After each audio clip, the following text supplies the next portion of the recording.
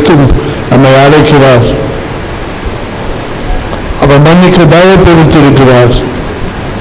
நம்முடைய பாவங்கள் எப்படிப்பட்டதாக இருந்தாலும் ஆண்டவர் அதை மாற்ற வல்லவராயிருக்கிறார்.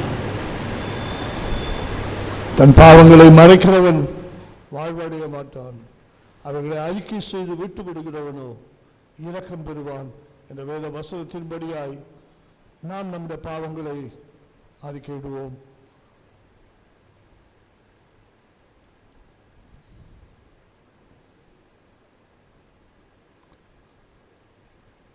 சர்வ வல்லமுள்ள கடவுளத்தில் நாம் நமது பாவங்களை தாழ்மையோடு அறிக்கையிடுவோம். முதலாம் பாவ அறிக்கையை சேர்ந்து சொல்லுவோம். சர்வ வல்லமையும் மிகுந்த இரக்கமுள்ள பிதாவே, தப்பிப்போன ஆடுகளைப் போல நாங்கள் உடைய வழிகளை விட்டு வழிவி அடைந்து போனோம். எங்கள் இருதயத்தின் யோசனைகளுக்கும் விருப்பங்களுக்கும் மிகவும் இணங்கி நடந்தோம். உங்கள் பரிசுத்த கற்பனைகளுக்கு விரோதமாய் குற்றம் செய்தோம். செய்யத்தக்கவர்களை செய்யாமல் செய்யத்தகாதவர்களை செய்து வந்தோம். எங்களுக்கு சுகமே இல்லை. ஆனாலும் ஆண்டவரே, தேவரே, எங்கள் ஆண்டவராய் இயேசு கிறிஸ்துவின் மூலமாய் மனித காவலி செய்த வாக்கு தத்தங்களின்படியே நிர்பாகியமுள்ள குற்றவாளி ஆகி எங்களுக்கு இறங்கும். தப்பிதங்களை அறிக்கையிடுகிற எங்கள் மேல் பொறுமையாயிரும். பாவத்தை நிமித்தம் துக்கப்படுவ எங்களை சீர்படுத்தும். மிகவும் இரக்கமுள்ள பிதாவே, இந்த பரிசுத்த நாமத்துக்கு மகிமை உண்டாகும். நாங்கள் இனி தேவ பக்தியும் நீதியும் தெளிந்து புத்ததாக வர இயேசு கிறிஸ்து நிமித்தம் எங்களுக்கு கிருபை செய்தோம். ஆமென்.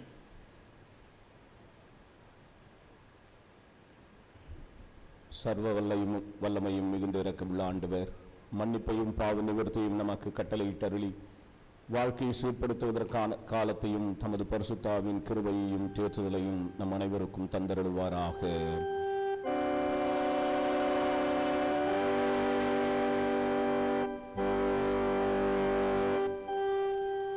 ஆண்டவரை துதியுங்கள்.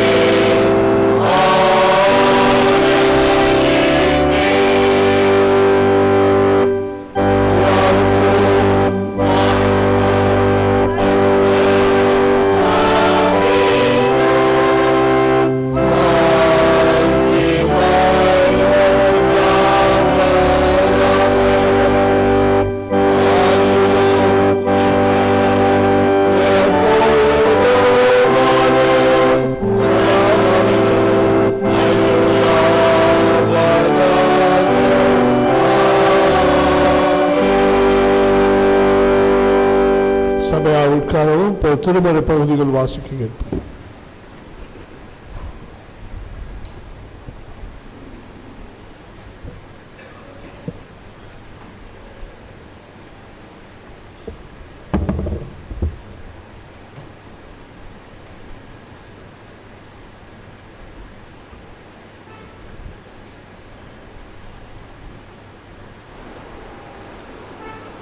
வாசிக்கும்படியாக தெரிந்து கொள்ளப்பட்ட முதலாம் வேத பாடம் எஸ்தர் 4ஆம் அதிகாரம் 1ஆம் வசனம் முதல் 17ஆம் வசனம் வரை. எஸ்தர் 4ஆம் அதிகாரம் 1ஆம் வசனம் முதல்.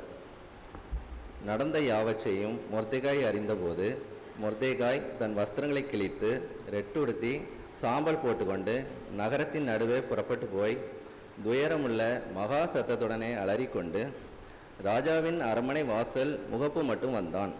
ரெட்டுடுத்தினவனாய் ராஜாவின் அரண்மனை வாசலுக்குள் பிரவேசிக்க ஒருவனுக்கும் உத்தரவில்லை. ராஜாவின் உத்தரவும் அவனுடைய கட்டளையும் போய் சேர்ந்த ஒவ்வொரு நாட்டிலும் தளத்திலும் உள்ள யூதருக்குள்ளே மகா துக்கமும் உபவாசமும் அழுகையும் புலம்பலும் உண்டாய் அநேகர் ரெட்டுடுத்தி சாம்பலில் கிடந்தார்கள். அப்பொழுது எஸ்தரின் தாதிமார்களும் அவளுடைய பிரதானிகளும் போய் அதை அவளுக்கு அறிவித்தார்கள். அதனாலே ராஜாத்தி மிகவும் துக்கப்பட்டு மொர்தெகாய் உடுத்திருந்த ரெட்டை எடுத்து போட்டு அவனை உடுத்துவிக்கிறதுக்கு வஸ்திரங்களை அனுப்பினாள். அவனோ அவைகளை ஏற்றுக்கொள்ளாதிருந்தான்.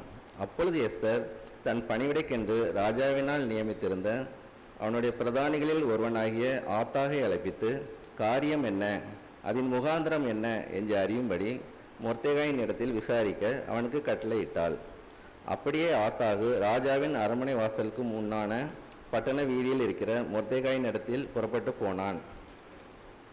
அப்பொழுது மொர்தெகாய் தனக்கு சம்பவித்த எல்லாவற்றையும் பற்றியும் யூதரை அளிக்கும்படி ஆமான் ராஜாவின் கஜானாவுக்கு எண்ணி கொடுப்பேன் என்று சொன்ன பணத்தொகையை பற்றியும் அவனுக்கு அறிவித்ததும் அன்றி யூதர்களை அளிக்கும்படி சூசானில் பிறந்த கட்டளையின் நகலையும் அவனிடத்தில் கொடுத்து அதை எஸ்தருக்கு காண்பித்து தெரியப்படுத்தவும் அவள் அகத்தியமாய் ராஜாவின் இடத்தில் போய் அவனிடத்தில் தன் ஜனங்களுக்காக விண்ணப்பம் பண்ணவும் மன்றாடவும் வேண்டும் என்று அவளுக்கு சொல்ல சொன்னான். ஆத்தாகு வந்து மொர்தெகாயின் வார்த்தைகளை எஸ்தருக்கு அறிவித்தான். அப்பொழுது எஸ்தர் ஆத்தாகின் இடத்தில் மொர்தெகாய்க்கு சொல்லி அனுப்பினது, யாராவது அழைப்பிக்கப்படாமல் உள்முற்றத்தில் ராஜாவின் இடத்தில் பிரவேசித்தால் புருஷரானாலும் ஸ்திரீ ஆனாலும் சரி அவர்கள் பிழைக்கும்படிக்கு அவர்களுக்கு ராஜா பொற் செங்கோலை நீட்டினால் ஒழிய மற்றபடி சாக வேண்டும் என்கிற ஒரு தவறாத சட்டம் உண்டு. இது ராஜாவின் சகல ஊழியக்காரருக்கும் ராஜாவினுடைய நாடுகளில் உள்ள சகல ஜனங்களுக்கும் தெரியும். நான் இந்த 30 நாளளவும் ராஜாவின் இடத்தில் வரவழைக்கப்படவில்லை என்று சொல்ல சொன்னாள். எஸ்தரின் வார்த்தைகளை மொர்தெகாய்க்கு தெரிவித்தார்கள். மொர்தெகாய் எஸ்தருக்கு திரும்ப சொல்ல சொன்னது, நீ ராஜாவின் அரண்மனையில் இருக்கிறதினால் மற்ற யூதர் தப்பக்கூடாது இருக்க நீ தப்புவாய் என்று உன் மனதிலே நினைவு கொள்ளாதே. நீ இந்த காலத்திலே மௌனமாயிருந்தால் யூதருக்கு சகாயமும் இரட்சிப்பும் வேறொரு இடத்திலிருந்து எழும்பும். அப்பொழுது நீயும் உன் தகப்பன் குடும்பத்தாரும் அழிவீர்கள். நீ இப்படிப்பட்ட காலத்துக்கு உதவியாக இருக்கும்படிக்கு உனக்கு ராஜ மேன்மை கிடைத்திருக்கலாமே, யாருக்கு தெரியும் என்று சொல்ல சொன்னான். அப்பொழுது எஸ்தர் மொர்தெகாய்க்கு மறுபடியும் சொல்ல சொன்னது, நீ போய் சூசானில் இருக்கிற யூதரை எல்லாம் கூடி வர செய்து 3 நாள் அல்லும் பகலும் புசியாமலும் குடியாமலும் இருந்து எனக்காக உபவாசம் பண்ணுங்கள். நானும் என் தாதிமாரும் உபவாசம் பண்ணுவோம். இவ்விதமாக சட்டத்தை மீறி ராஜாவின் இடத்தில் பிரவேசிப்பேன். நான் செத்தாலும் சாகிறேன் என்று சொல்ல சொன்னாள். அப்பொழுது மொர்தெகாய் புறப்பட்டு போய் எஸ்தர் தனக்கு கற்பித்தபடியெல்லாம் செய்தான். பாடம் முடிந்தது.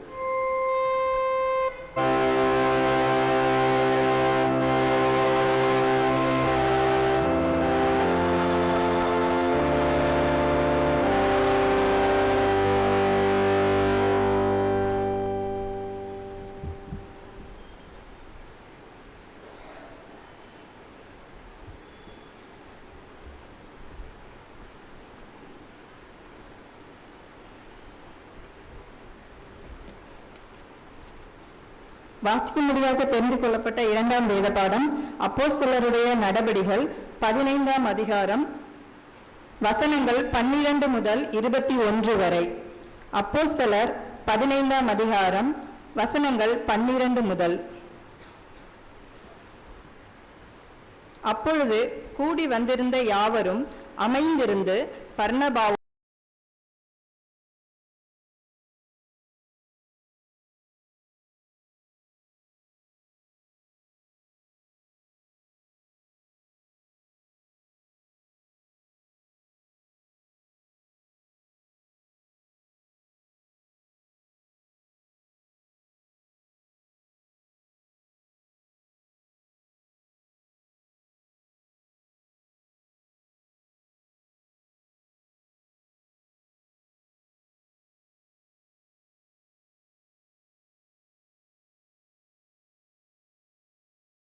செய்யும்படிக்கு நான் இதற்கு பின்பு திரும்பி வந்து விழுந்து போன தாவீதின் கூடாரத்தை மறுபடியும் எடுப்பித்து அதிலே பழுதாய் போனவைகளை மறுபடியும் சீர்படுத்தி அதை செவ்வையாய் நிறுத்துவேன் என்று இவைகளை எல்லாம் செய்கிற கர்த்தர் சொல்லுகிறார் என்று எழுதியிருக்கிறது. உலக தோற்றம் முதல் தேவனுக்கு தம்முடைய கிரியைகளை எல்லாம் தெரிந்திருக்கிறது. ஆதலால் புறஜாதிகளில் தேவனிடத்தில் திரும்புகிறவர்களை கலங்க பண்ணலாகாது என்றும் விக்கிரகங்களுக்கு படைத்த அசுசியானவைகளுக்கும் வேசித்தனத்திற்கும் நெருக்குண்டு செத்ததற்கும் இரத்தத்திற்கும் விலகி இருக்கும்படி அவர்களுக்கு நாம் எழுத வேண்டும் என்றும் நான் தீர்மானிக்கிறேன். மோசேயின் ஆகமங்கள் ஓய்வு நாள் தோறும் ஜெப ஆலயங்களில் வாசிக்கப்பட்டு வருகிறபடியால் பூர்வ காலம் தொடங்கி சகல பட்டணங்களிலும் அந்த ஆகமங்களை பிரசங்கிக்கிறவர்களும் உண்டே என்றான். பாடம் முடிந்தது.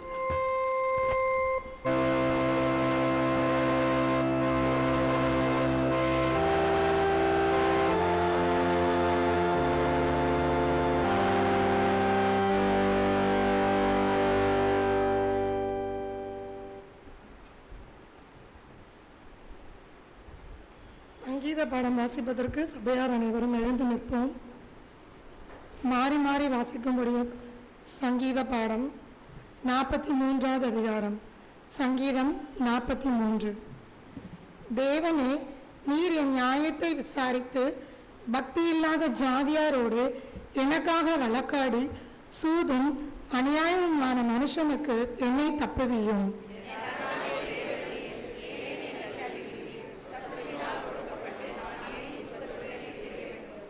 உமது வெளிச்சத்தையும் உமது சத்தியத்தையும் அனுப்பியருளும். அவைகள் என்னை நடத்தி உமது பரிசுத்த பர்வதத்திற்கும் உமது வாஸ்து ஸ்தலங்களுக்கும் என்னை கொண்டு போவதாக.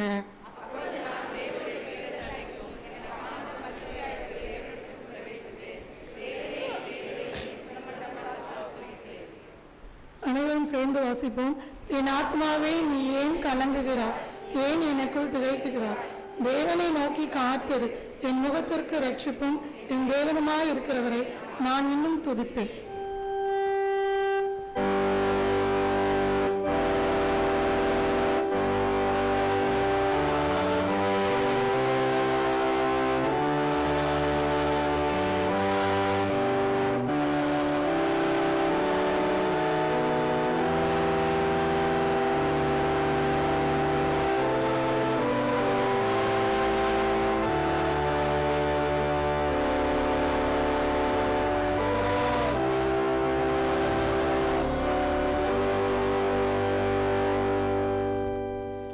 நற்செய்தி வாக்கியம் பரிசுத்த மார்க்கு என்பவர் எழுதின சுவிசேஷம் 1ஆம் அதிகாரம் 40ஆம் வசனம் முதல் 45ஆம் வசனம் உடைய. மார்க்கு 1ஆம் அதிகாரம் 40ஆம் வசனம் முதல் 45ஆம் வசனம் வரை அடங்கியுள்ள ஆண்டவருடைய கிருபை நிறைந்த வார்த்தையை கேளுங்கள். அப்பொழுது குஷ்டரோகி ஒருவன் அவரிடத்தில் வந்து அவர் முன்பாக முழங்கால் படியிட்டு, உமக்கு சித்தமானால் என்னை சுத்தமாக்க உம்மால் ஆகும் என்று வேண்டிக் கொண்டான். இயேசு மனதுருகி கையை நீட்டி அவனை தொட்டு, எனக்கு சித்தம் உண்டு, சுத்தமாகு என்றார். இப்படி அவர் சொன்னவுடனே குஷ்டரோகம் அவனை விட்டு நீங்கிற்று. அவன் சுத்தமானான். அப்பொழுது அவர் அவனை நோக்கி, நீ இதை ஒருவருக்கும் சொல்லாதபடிக்கு எச்சரிக்கையாயிரு. ஆயினும் நீ போய் ஆசாரியனுக்கு உன்னை காண்பித்து, நீ சுத்தமான நிமித்தம் மோசே கற்றிருக்கிறவைகளை அவர்களுக்கு சாட்சியாக செலுத்து என்று கண்டிப்பாய் சொல்லி உடனே அவனை அனுப்பிவிட்டார். அவனோ புறப்பட்டு போய் இந்த சங்கதி எங்கும் விளங்கும்படியாக பிரசித்தம் பண்ண தொடங்கினான். அதனால் அவர் வெளியரங்கமாய் பட்டணத்தில் பிரவேசிக்க கூடாமல் வெளியே வனாந்திரமான இடங்களில் தங்கியிருந்தார். எத்திசேலும் இருந்து ஜனங்கள் அவரிடத்திற்கு வந்தார்கள் என்பது பாடம் முடிந்தது.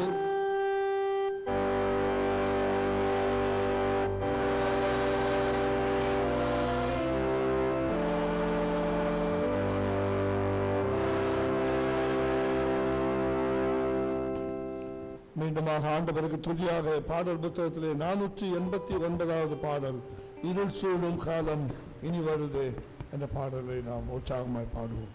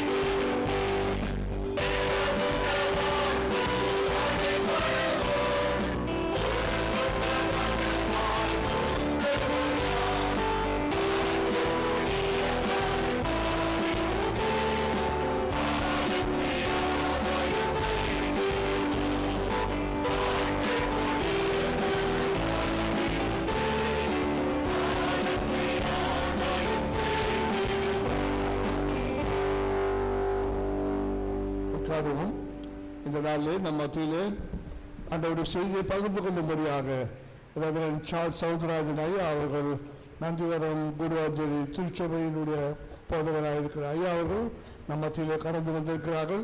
அவர்கள் செவன் ஏரியாவினுடைய ஏரியா சேர்மனாக இருந்தார்கள். தாம்பரம் சர்ச்சினுடைய ஆயராக இருந்து இப்பொழுது நந்திவரம் குருவாஞ்சேரியினுடைய ஆயராக இருக்கிறார்கள். அவர்கள் நம் மத்தியிலே வந்திருப்பது மிகவும் மகிழ்ச்சி. ஆகவே நம்முடைய கிரைஸ்ட் சர்ச்சினுடைய விருகபாக்கம் சர்ச்சினுடைய ஆலயத்தின் சார்பாக அவர்களை நாங்கள் வருக வருக என்று வரவேற்கிறோம். முறைப்படியாக நாம் பின்னாலே வரவேற்கலாம். அவரோடு கூட அந்த ஆலயத்தினுடைய செயலப்போது அவர்கள் வந்திருக்கிறார்கள். அவர்களையும் திருச்சபையின் சார்பாக நாங்கள் வரவேற்கிறோம். இப்பொழுது கர்த்தருடைய செய்தியை பகிர்ந்து கொள்ளும்படியாக நான் அவரை வேண்டிக் கொள்வேன்.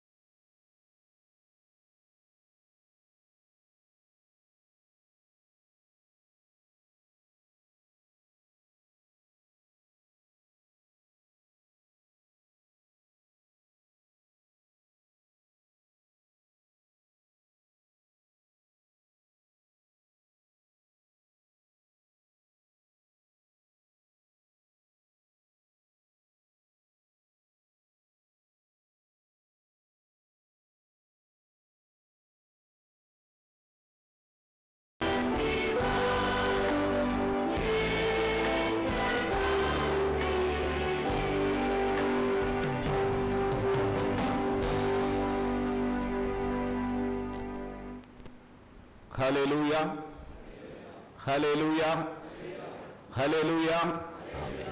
கிறிஸ்துவுக்குள் அன்பான கடவுளுடைய பிள்ளைகளே, நான் பெரிதும் நேசிக்கின்ற என் அன்பு உறவுகளே, இந்த பரிசுத்தமான காலை வேளையில் ஆண்டவரை நேசிக்கவும் ஆண்டவரை பற்றி சிந்திக்கவும் இங்கே நாம் அழைக்கப்பட்டிருக்கிறோம். இங்கே வந்திருக்கின்ற உங்கள் ஒவ்வொருவரையும் எங்களுடைய குருசேகரத்தின் சார்பாக அன்போடு உங்களை நான் வாழ்த்தி வரவேற்கிறேன். இறைவனுடைய அருளும் ஆற்றலும் ஆசீர்வாதமும் எப்பொழுதும் உங்களோடு தங்கியிருக்க நான் கடவுளை வேண்டுகிறேன். சேகர செயலர், பொருளர், சேகர குழு உறுப்பினர்கள், பெரியவர்கள், தாய்மார்கள், இளைஞர்கள் அனைவரையும் இந்த பரிசுத்தமான காலை வேளையில் உங்களை நான் வாழ்த்தி வரவேற்கின்றேன். இறைவனுடைய அருள், அவருடைய சமாதானம் நிரம்ப உங்களோடு தங்கியிருக்கட்டும். என் அன்பிற்குரியவர்களே, இந்த நாளிலே சிந்திக்கும்படியாக நமக்கு கொடுக்கப்பட்டிருக்கின்ற செம்பொருள் accepting the marginalised and rejected. சமூக விளிம்புகளிலே இன்றைக்கு புறம் தள்ளப்பட்டிருக்கின்ற, ஓரம் கட்டப்பட்டிருக்கின்ற, ஒடுக்கப்பட்டிருக்கின்ற, தூக்கி வீசப்பட்டிருக்கின்ற ஒவ்வொருவரையும் நாம் ஏற்றுக்கொள்ள வேண்டும் என்று சொல்லி கடவுள் விரும்புகின்றார். மிக பெரிய அளவிலே நீங்கள் ஒரு அறிமுகமாக இந்த ராயல் கார்டன்ஸ் என்று சொல்வார்கள். பெரிய பெரிய தோட்டங்களை அமைத்திருப்பார்கள் அரசர்கள் மற்றும் வசதியானவர்கள். அப்படி அது it's a symbol of power, it's a symbol of wealth. ஒருவேளை அவைகளெல்லாம் தங்களுடைய ஐஸ்வர்யத்தை காட்டுகின்ற ஒரு அடையாளங்களாக அவைகள் இருந்தது என்பதை நாம் பார்க்கின்றோம். மொனார்கி பீரியடில் அவர்கள் தங்களுடைய பவரை காட்டுவதற்காக பெரிய பெரிய கட்டிடங்களையும் பெரிய பெரிய லான்களையும் பெரிய பெரிய தோட்டங்களையும் வைத்தல். ஆனால் few only can enter, எல்லாரும் அதிலே போக முடியாது. ஒருவேளை இன்றைக்கு கூட பெரிய கட்டடங்கள் எல்லாம் கட்டப்படுகிறது. ஹியூஜ் பில்டிங்ஸ், மிகப்பெரிய massive lawns. It symbolizes the power, it symbolizes the wealth of few. ஒருவேளை என் அன்பிற்குரியவர்களே, இன்றைக்கு நீங்களும் நானும் தேவையில் இருக்கின்ற மக்களை சிந்திக்க, தேவையில் இருக்கின்ற மக்களை நாம் நேசிக்க, அவர்களை அரவணைக்க ஆண்டவர் நம்மை அழைக்கின்றார்.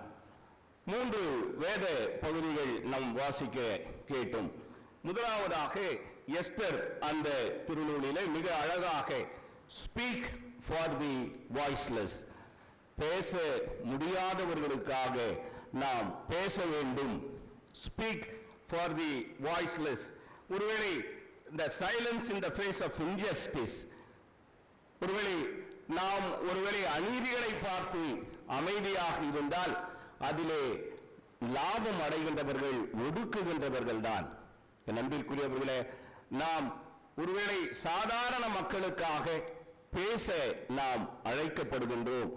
பேச முடியாதவர்களுக்காக பேசுவதற்காக அங்கே மொர்தெகாய் எஸ்தரை அழைக்கின்றார். யூத சமய மக்கள் பெரிய சிக்கலிலே அவர்கள் இருக்கும் பொழுது அங்கே அவர்களை காப்பாற்றுவதற்காக அங்கே அழைக்கப்படுகின்றார்கள். எஸ்தர் தன்னுடைய வசதியான அந்த சூழலை விட்டு இறங்கி வந்து அங்கே துன்புறுகின்ற மக்களோடு தன்னை அடையாளப்படுத்திக் கொள்வதை நாம் பார்க்கிறோம். துன்பப்படுகின்ற ஒவ்வொருவரோடும் நாம் அடையாளப்படுத்திக் கொள்ள வேண்டும். Stepped out of our comfort zone.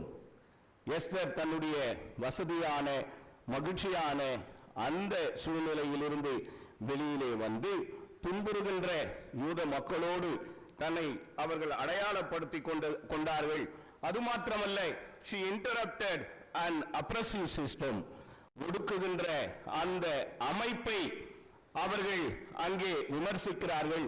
அந்த இடத்திலே அவர்களுக்காக பேசுகின்றார்கள்.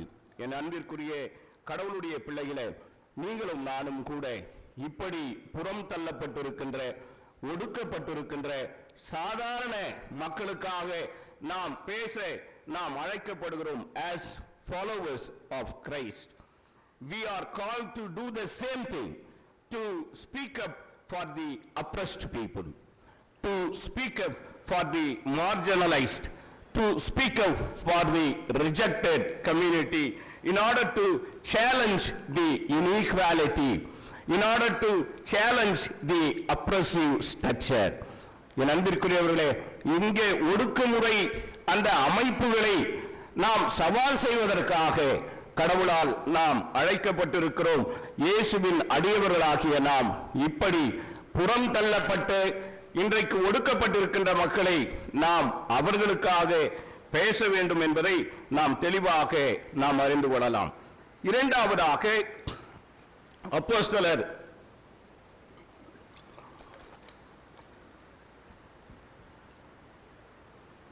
அப்போஸ்தலர் 15ஆம் அதிகாரத்திலே மிக அழகாக நோ பார்ஷியாலிட்டி இன் காட், கடவுளுக்குள்ளே எந்த விதமான பாகுபாடும் அங்கே இல்லை. எருசலேம் மாமன்றத்திலே ஒரு பிரச்சனை அங்கே ஏற்படுகிறது. There was a turning point for the early church. They had to decide whether to accept Gentiles or not. ஒருவேளை புறையின மக்களை ஏற்றுக்கொள்ளலாமா வேண்டாமா என்கின்ற ஒரு அடிப்படை விவாதம் அங்கே ஏற்படுகிறது. ஆனால் Gentiles, they are equal in the faith.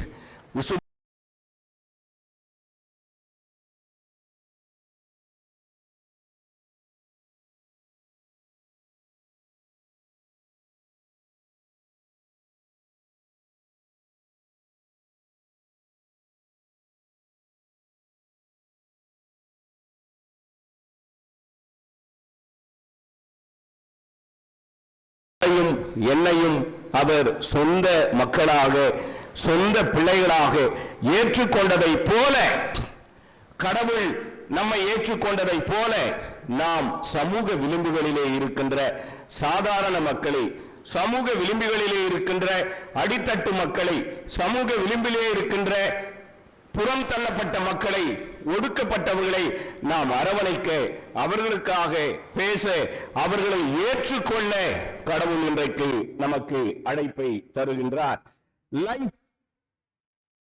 Life constantly changes. ஒருவேளை இருக்கின்ற வாழ்வு அது தொடர்ந்து இருக்கும் என்று நாம் சொல்ல முடியாது. ஏற்கனவே இருந்த வாழ்வு மாறி இருக்கலாம், இப்பொழுது இருக்கின்ற வாழ்வு மாறலாம். ஆனால் நம்முடைய அந்தஸ்தும் நம்முடைய ஸ்டேட்டஸும் எப்பொழுதும் மாறிக்கொண்டுதான் இருக்கிறது.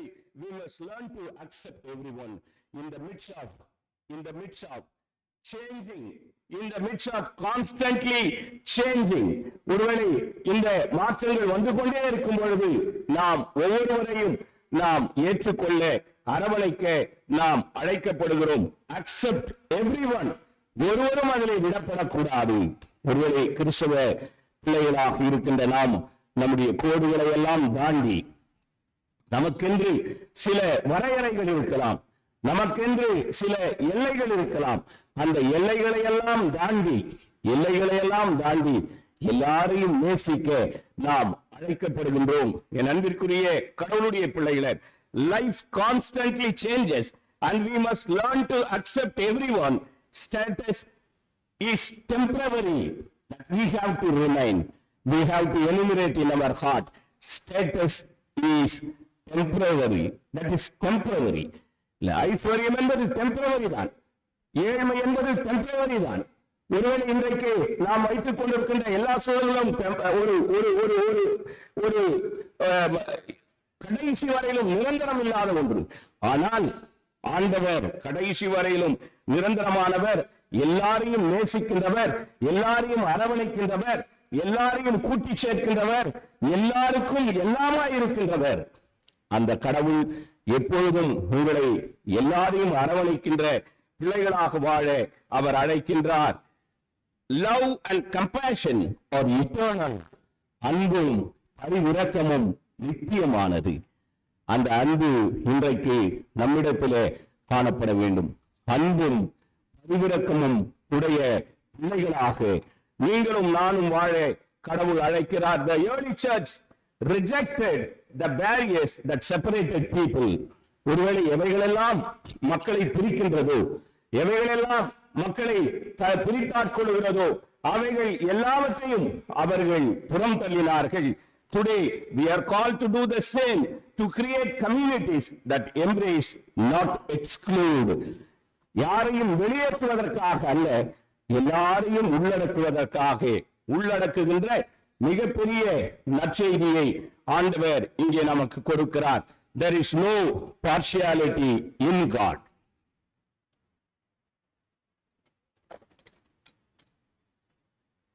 According to Acts chapter 15, there is no partiality in God. இறைவனுடைய படைப்பாகிய நீங்களும் நானும் கூட நம்முடைய வாழ்விலே எந்த விதமான பாகுபாடுகளும் எந்த விதமான வேறுபாடுகளும் இருக்கக்கூடாது என்பதுதான் இறைவனுடைய திருவுள சித்தமாக இருக்கிறது. கடவுள் விரும்புவது என்ன? நாம் அவரை போலவே இந்த உலகத்திலே வாழ வேண்டும், அவரை போலவே இந்த உலகத்திலே நாம் இருக்க வேண்டும். அந்த எல்லைகள் கடவுளுடைய எல்லைக்கு அளவே இல்லை. நாம் சில நேரங்களிலே நம்முடைய பிள்ளைகளுக்கு சில ஒழுங்குகளை நாம் சொல்லிவிடுவோம். இதை தாண்டி நீ செல்லக்கூடாது, சரியா? இதை தாண்டி நீ செல்லக்கூடாது, இதை தாண்டி நீ பேசக்கூடாது, இவர்களிடத்திலே நீ பேசுதல் கூடாது, அவர்கள் வீட்டிலே நீ சென்று உணவருந்த கூடாது. பல நேரங்களிலே கிறிஸ்தவர்களாகிய நாம் கூட எல்லைகளை வகுத்துத்தான் அளவோடு நாம் நேசிக்க கற்றுக் கொடுக்கிறோம். என் ஆண்டவருடைய அன்புக்கு எல்லையே இல்லை. ஹல்லேலூயா, ஹல்லேலூயா, ஹல்லேலூயா. என் ஆண்டவருடைய அன்புக்கு அவருக்கு எல்லையே இல்லை. என் அன்பிற்குரியவர்களே, என் அன்பு சொந்தங்களே, என் அன்பு உறவுகளே, எப்போதும் புதிய உறவுகளை தேடி, புதிய சொந்தங்களை தேடி நாம் போய்கொண்டே இருக்க வேண்டும். எல்லையற்ற ஒரு அன்பிலே எப்படி ஆண்டவர் இருந்தாரோ அதே போல there is no partiality in God and its character. There is no partiality in God. எல்லாரையும் அவர் ஏற்றுக்கொள்கிறார், இருக்கிறபடியே அவர் ஏற்றுக்கொள்கிறார். அவருடைய அன்பு குறுகியதல்ல, எல்லைகளை தாண்டி அன்பு செய்த இயேசு கிறிஸ்து, சமாரியாவுக்கு சென்ற இயேசு கிறிஸ்து, அவருடைய அன்பு மிகப்பெரிய அளவிலே கலிலேயாவை நோக்கி பாய்ந்து சென்ற இயேசு கிறிஸ்து, புறம் தள்ளப்பட்டிருக்கின்ற மக்களை நோக்கி சென்ற இயேசு கிறிஸ்து, பிற இன மக்களை நேசிக்கின்ற, அவர்களோடு பேசி, அவர்களோடு பழகி, அவர்களை தொட்டு, அவர்களோடு உறவாடி, அவர்களுக்கு நன்மைகளை செய்கின்ற இயேசு கிறிஸ்து. என் அன்பிற்குரிய என் அன்பு சொந்தங்களே, accepting the marginalized and rejected is the essential in our life. It is very essential. ஒருவேளை இதுகாரம் நாம் ஏற்றுக்கொள்ளாமல் இருந்தால், இதுகாரம் மற்றவர்களுக்காக நாம் பேசாமல், நம்முடைய பிள்ளைகள் பேச முடியாதவர்களுக்காக, you are called to speak for the voiceless. நம்முடைய பிள்ளைகள் மற்றவர்களுக்காக பேச நாம் அனுமதிக்க வேண்டும். பேச முடியாத மக்கள் இருக்கிறார்கள், அநீதிகளினாலே அப்படியே துவண்டு போன மக்கள் இருக்கிறார்கள், ஒடுக்குதல்களினாலே அப்படியே நொறுங்கி போன மக்கள் இருக்கிறார்கள். அவர்களுக்காக வார்த்தை வடிவமாக வந்து இந்த துயருகின்ற அவர் சிலுவையில், கல்வாரி சிலுவையை நோக்கி பயணப்பட்ட அந்த பாடுகள் நம்மை அழைக்கின்றது. எதற்காக? எல்லாரையும் கோடுகளை தாண்டி நாம் நேசிக்க, எல்லைகளை தாண்டி நாம் நேசிக்க நாம் அழைக்கப்படுகிறோம். எல்லாவற்றுக்கும் ஒரு எல்லை உண்டு அல்லவா? பகலுக்கு எல்லை இருக்கா இல்லையா? இருக்கு. இரவுக்கு எல்லை உண்டு. ஆனால் இயேசுவினுடைய அன்புக்கு எல்லை இல்லை. பகலுக்கு எல்லை உண்டு, இரவொன்று உண்டு, இரவுக்கு எல்லை உண்டு, விடியல் ஒன்று உண்டு. பகலுக்கு எல்லை ஒன்று, இரவொன்று உண்டு, இரவுக்கு எல்லை உண்டு, விடியல் ஒன்று உண்டு. அன்பிற்கு எல்லை இல்லையே என் நேசரின், அன்பிற்கு எல்லை இல்லையே, அன்பிற்கு எல்லை இல்லையே என் இயேசுவின், அன்பிற்கு எல்லை இல்லையே. இல்லையா? இயேசுனுடைய அன்பிற்கு எல்லையே இல்லை. என் உயிரே, என் உயிரே, உந்தன் அன்பு போல உலகில் எதுவும் இல்லையே. உயிரே, என் உயிரே, உந்தன் அன்பு போல உலகில் எதுவும் இல்லையே. இயேசுனுடைய அன்பை போல இந்த உலகத்திலே எதுவுமே இல்லைப்பா, எதுவுமே இல்லை.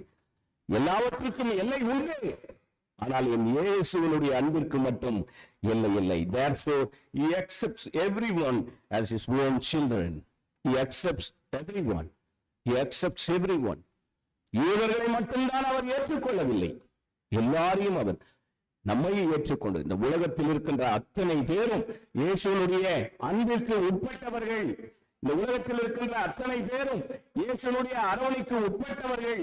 Therefore விளிம்பு நிலையிலே இருக்கின்ற அந்த புறம் தள்ளப்பட்டவர்களையும், ஒடுக்கப்பட்டவர்களையும், ஓரம் கட்டப்பட்டவர்களையும் ஒருங்கிணைத்துக் கொள்ள, அவர்களை எம்ப்ரேஸ் செய்ய, அவர்களை அரவணைக்க, அவர்களை சேர்த்துக் கொள்ள கடவுள் நம்மை அழைக்கின்றார். As followers of Jesus Christ, we are called to do the same thing, to speak up for the oppressed, to speak up for the neglected, to speak up for the Gentiles, to speak up for the marginalized people, to challenge the systems of inequality and to advocate for those without a voice. You are called to advocate.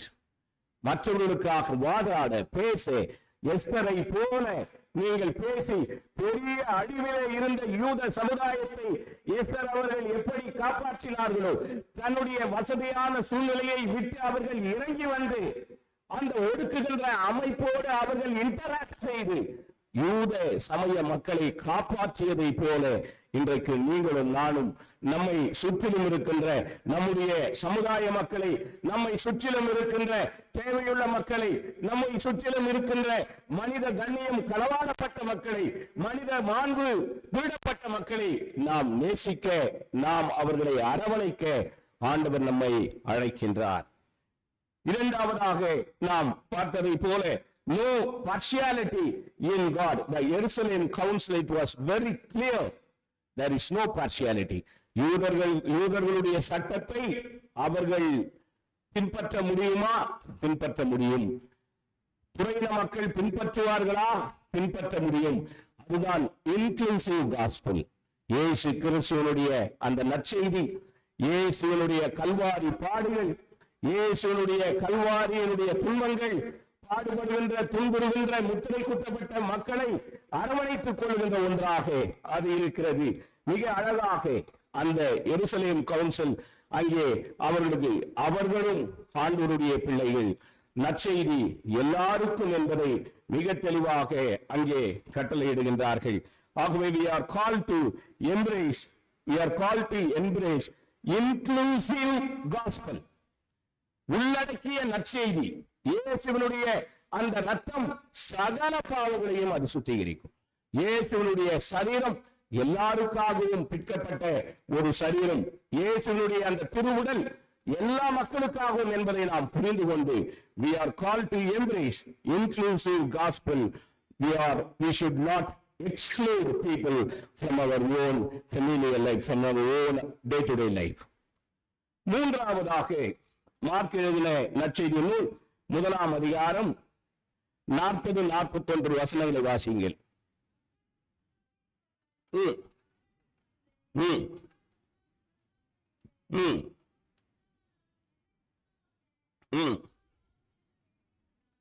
Super, படிமா.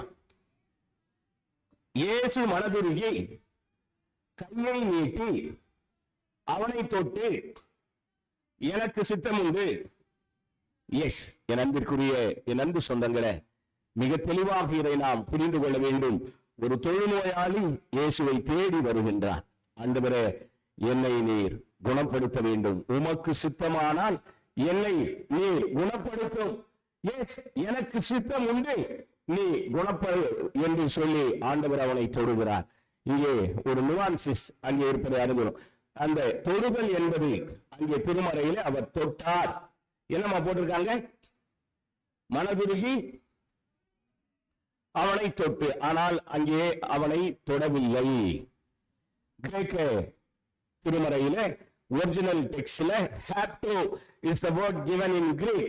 ஹாப்டோ என்று சொன்னால் embracing. ஹாப்டோ என்று சொன்னால் தழுவுதல். இயேசு தொடவில்லை, இயேசு கட்டி தழுவினார். See what a beautiful hands, what a wonderful universal Christ, what a wonderful agape love, the divine love.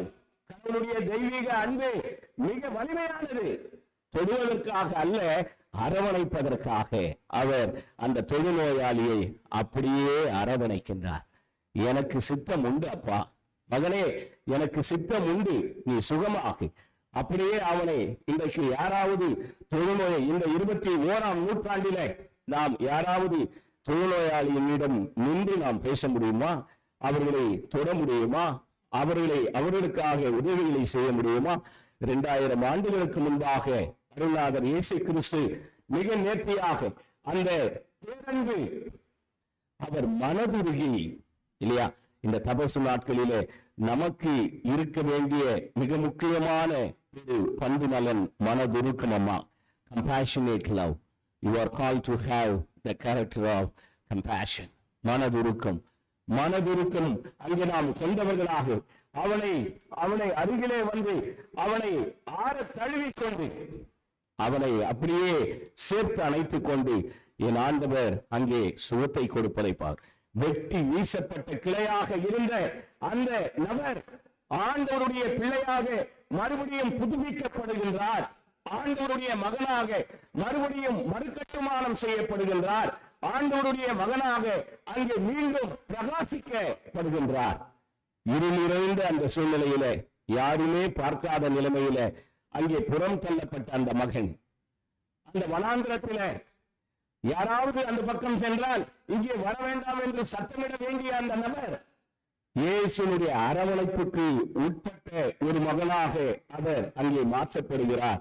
இயேசு கிறிஸ்துவினுடைய அந்த அன்பு, மூவ் வித் லவ், அந்த அன்போடு நீங்கள் நகருங்கள். அன்பு என்கின்ற அந்த மிகப்பெரிய பண்போடு இன்றைக்கு இந்த உலகத்திலே நாம் நகர்ந்து செல்ல வேண்டும் என்று சொல்லி ஆண்டவர் இந்த மார்க்கு நற்செய்தி நூலின் வழியாக அவர் அழைக்கிறார். ஈசா இஸ் சஃபரிங். அவர் அந்த மகனுடைய துன்பத்தை பார்க்கிறார். இன்றைக்கு துன்பங்களை காணுகின்ற கண்கள் நமக்கு தேவை. துன்பங்களை பார்க்கின்ற கண்கள் நமக்கு தேவை. துன்புறுகின்ற மக்களை பார்த்தால் திரும்பிக் கொள்ளுகின்ற சூழ்நிலை அல்ல. துன்புறுகின்றவர்களை பார்க்கின்ற ஒரு கண்களை, ஒரு புதிய பார்வையை, இயேசு கிறிஸ்துவுக்கு இருந்த அந்த பார்வை இன்றைக்கு உங்களுக்கும் எனக்கும் தேவை என்பதை இந்த தபசு நாட்களிலே, இந்த ஓய்வு நாளிலே நீங்களும் நானும் புரிந்து கொள்ள வேண்டும். இயேசுவினுடைய பார்வை பார்க்க தொடங்கினால் அவருடைய பார்வை மிகப்பெரிய அளவு இல்லையா? இந்த இயேசு என்பதுமே எனக்கு ஒரு இன்பம் பெற கொயர் குரூப் அந்த பாட்டு தெரியுமா? பாடுங்களாம், ஒரு அடி பார்க்கலாம். சத்தமா பாடுங்க.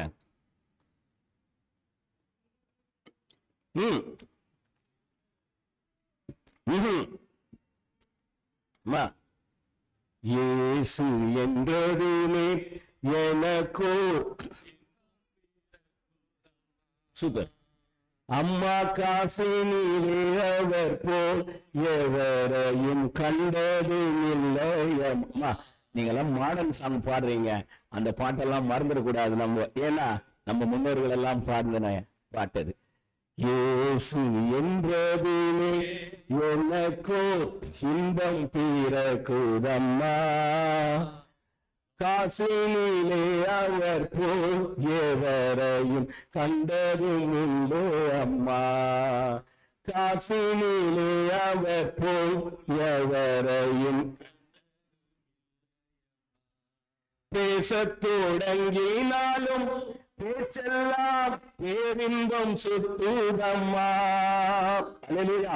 பேசத் தொடங்கினாலும் பேச்செல்லாம் பேரின்பம் சுட்டுதம்மா, பார்க்க தொடங்கினாலும் பார்வையெல்லாம் பாவியின் மேலே அம்மா. அல்லேலூயா. பார்க்க தொடங்கினாலும்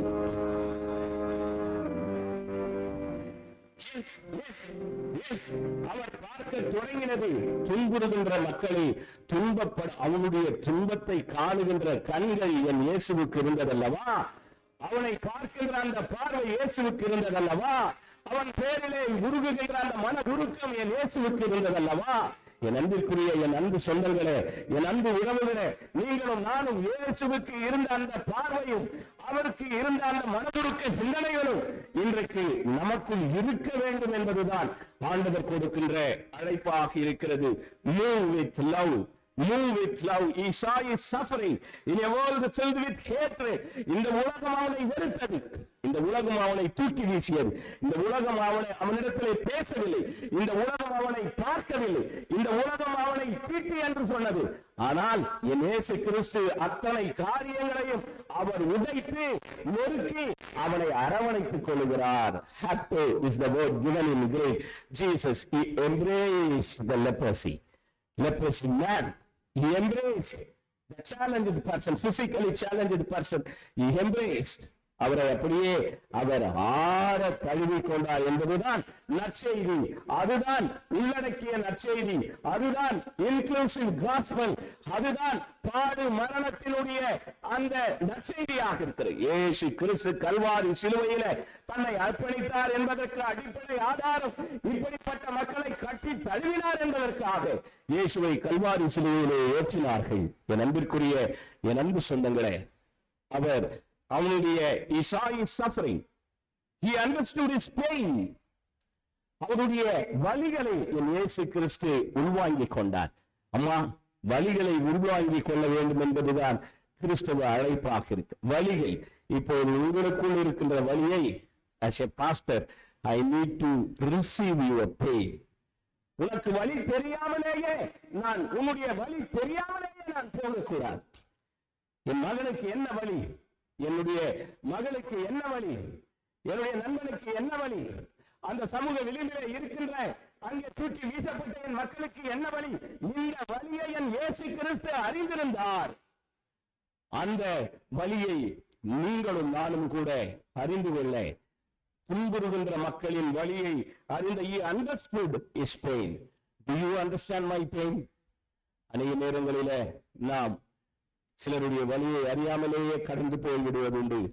வழியை தெரியாமலேயே அவர்களை மேலும் துன்பத்திற்குள்ளாக்குவதுண்டு. வழிகளை தெரியாமலேயே மக்களை ஒடுக்குவது உண்டு. ஒடுக்கிக் கொண்டே இருக்கின்ற மக்களுடைய அந்த வேதனைகள், அவர்களுடைய வழிகள், அவர்களுடைய இதய சுமைகள் என்ன என்பதை குறிப்பறிந்து நாம் அதை எடுத்துக் கொள்ளும் பொழுது என் ஆண்டவருடைய அடியவர்களாக நாம் ஆசீர்வதிக்கப்படுகிறோம்.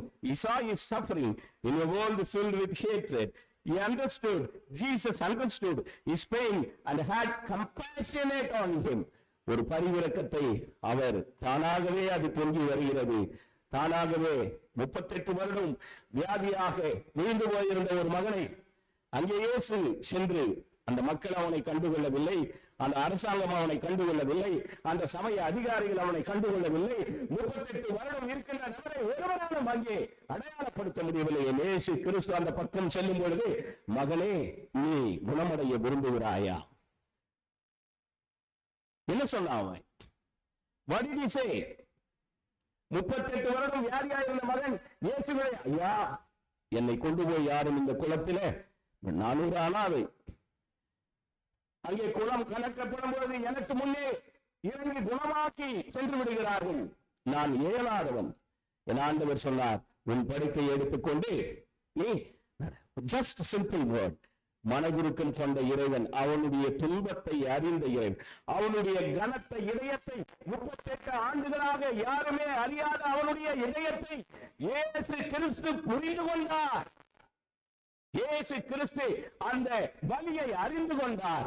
He received his pain. அந்த paralytic man-உடைய பெயினை அங்கே ரிசீவ் செய்தார். அதே போல தொழுநோயை நண்பருடைய அந்த வலிகளை இயேசு கிறிஸ்து அறிந்து கொண்டதனாலே தான் அவரை அப்படியே ஆற தழுவி கொண்டார். 2000 ஆண்டுகளுக்கு முன்பாக இருந்த அந்த இயேசு கிறிஸ்து இல்லையா, அவருடைய கரங்கள் என்ன பண்ண, அவருடைய கரம் அந்த வசனத்தை என்ன, அவர் மனதுருகி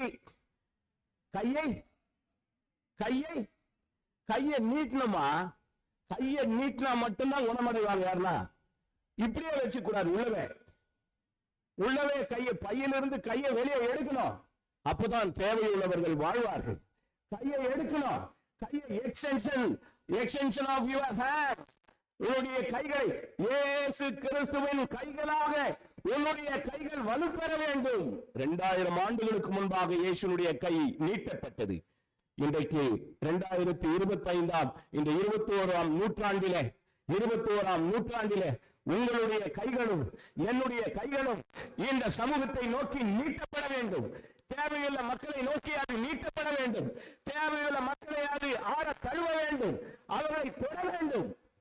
அதற்காகத்தான் கடவுள் உங்களையும் என்னையும் அழைத்திருக்க, அதற்காகத்தான் இந்த ஸ்டேட்டஸை ஆண்டவர் கொடுத்திருக்கிறார். என்னுடைய தேவாலயத்தில் கிராம குருசேகரம் தான். 35 ஆண்டுகள் சென்னை பேராயத்தில் ஆயராக பணியாற்றிக் கொண்டிருக்கிறேன். I am happy to do my ministry in rural church. For the past 35 years I have been rounding here and there. More than 15 or 17 pastorates, rural pastorate I have come across and I did my ministry there.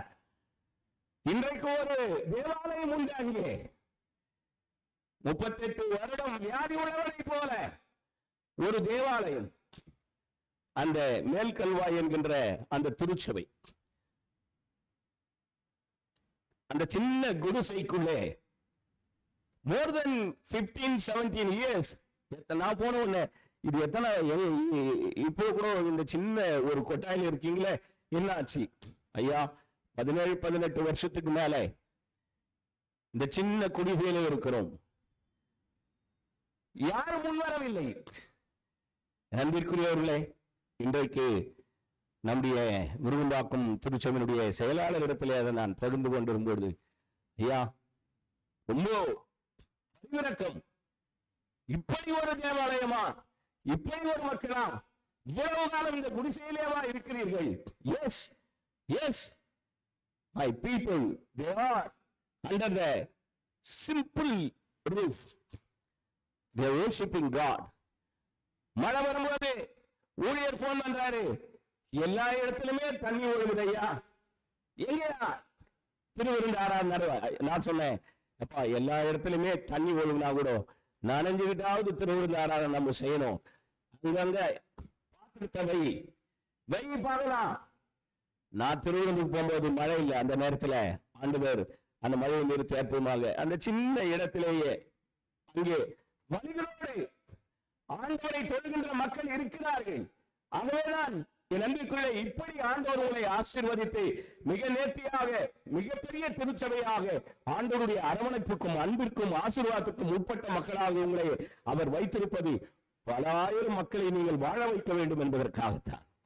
என் இயேசு கிறிஸ்து எப்படி அந்த தொழுநோயாளியை அவனை வலியை அவர் ஏற்றுக்கொண்டாரோ, அவருடைய வலியை அவர் அறிந்து கொண்டாரோ, அவனுடைய துன்பங்களை அறிந்து கொண்டாரோ, அவருடைய அவர் பேரை மனதுருகினாரோ இல்லையா, அதற்கு பிறகு he broke the chain of oppression.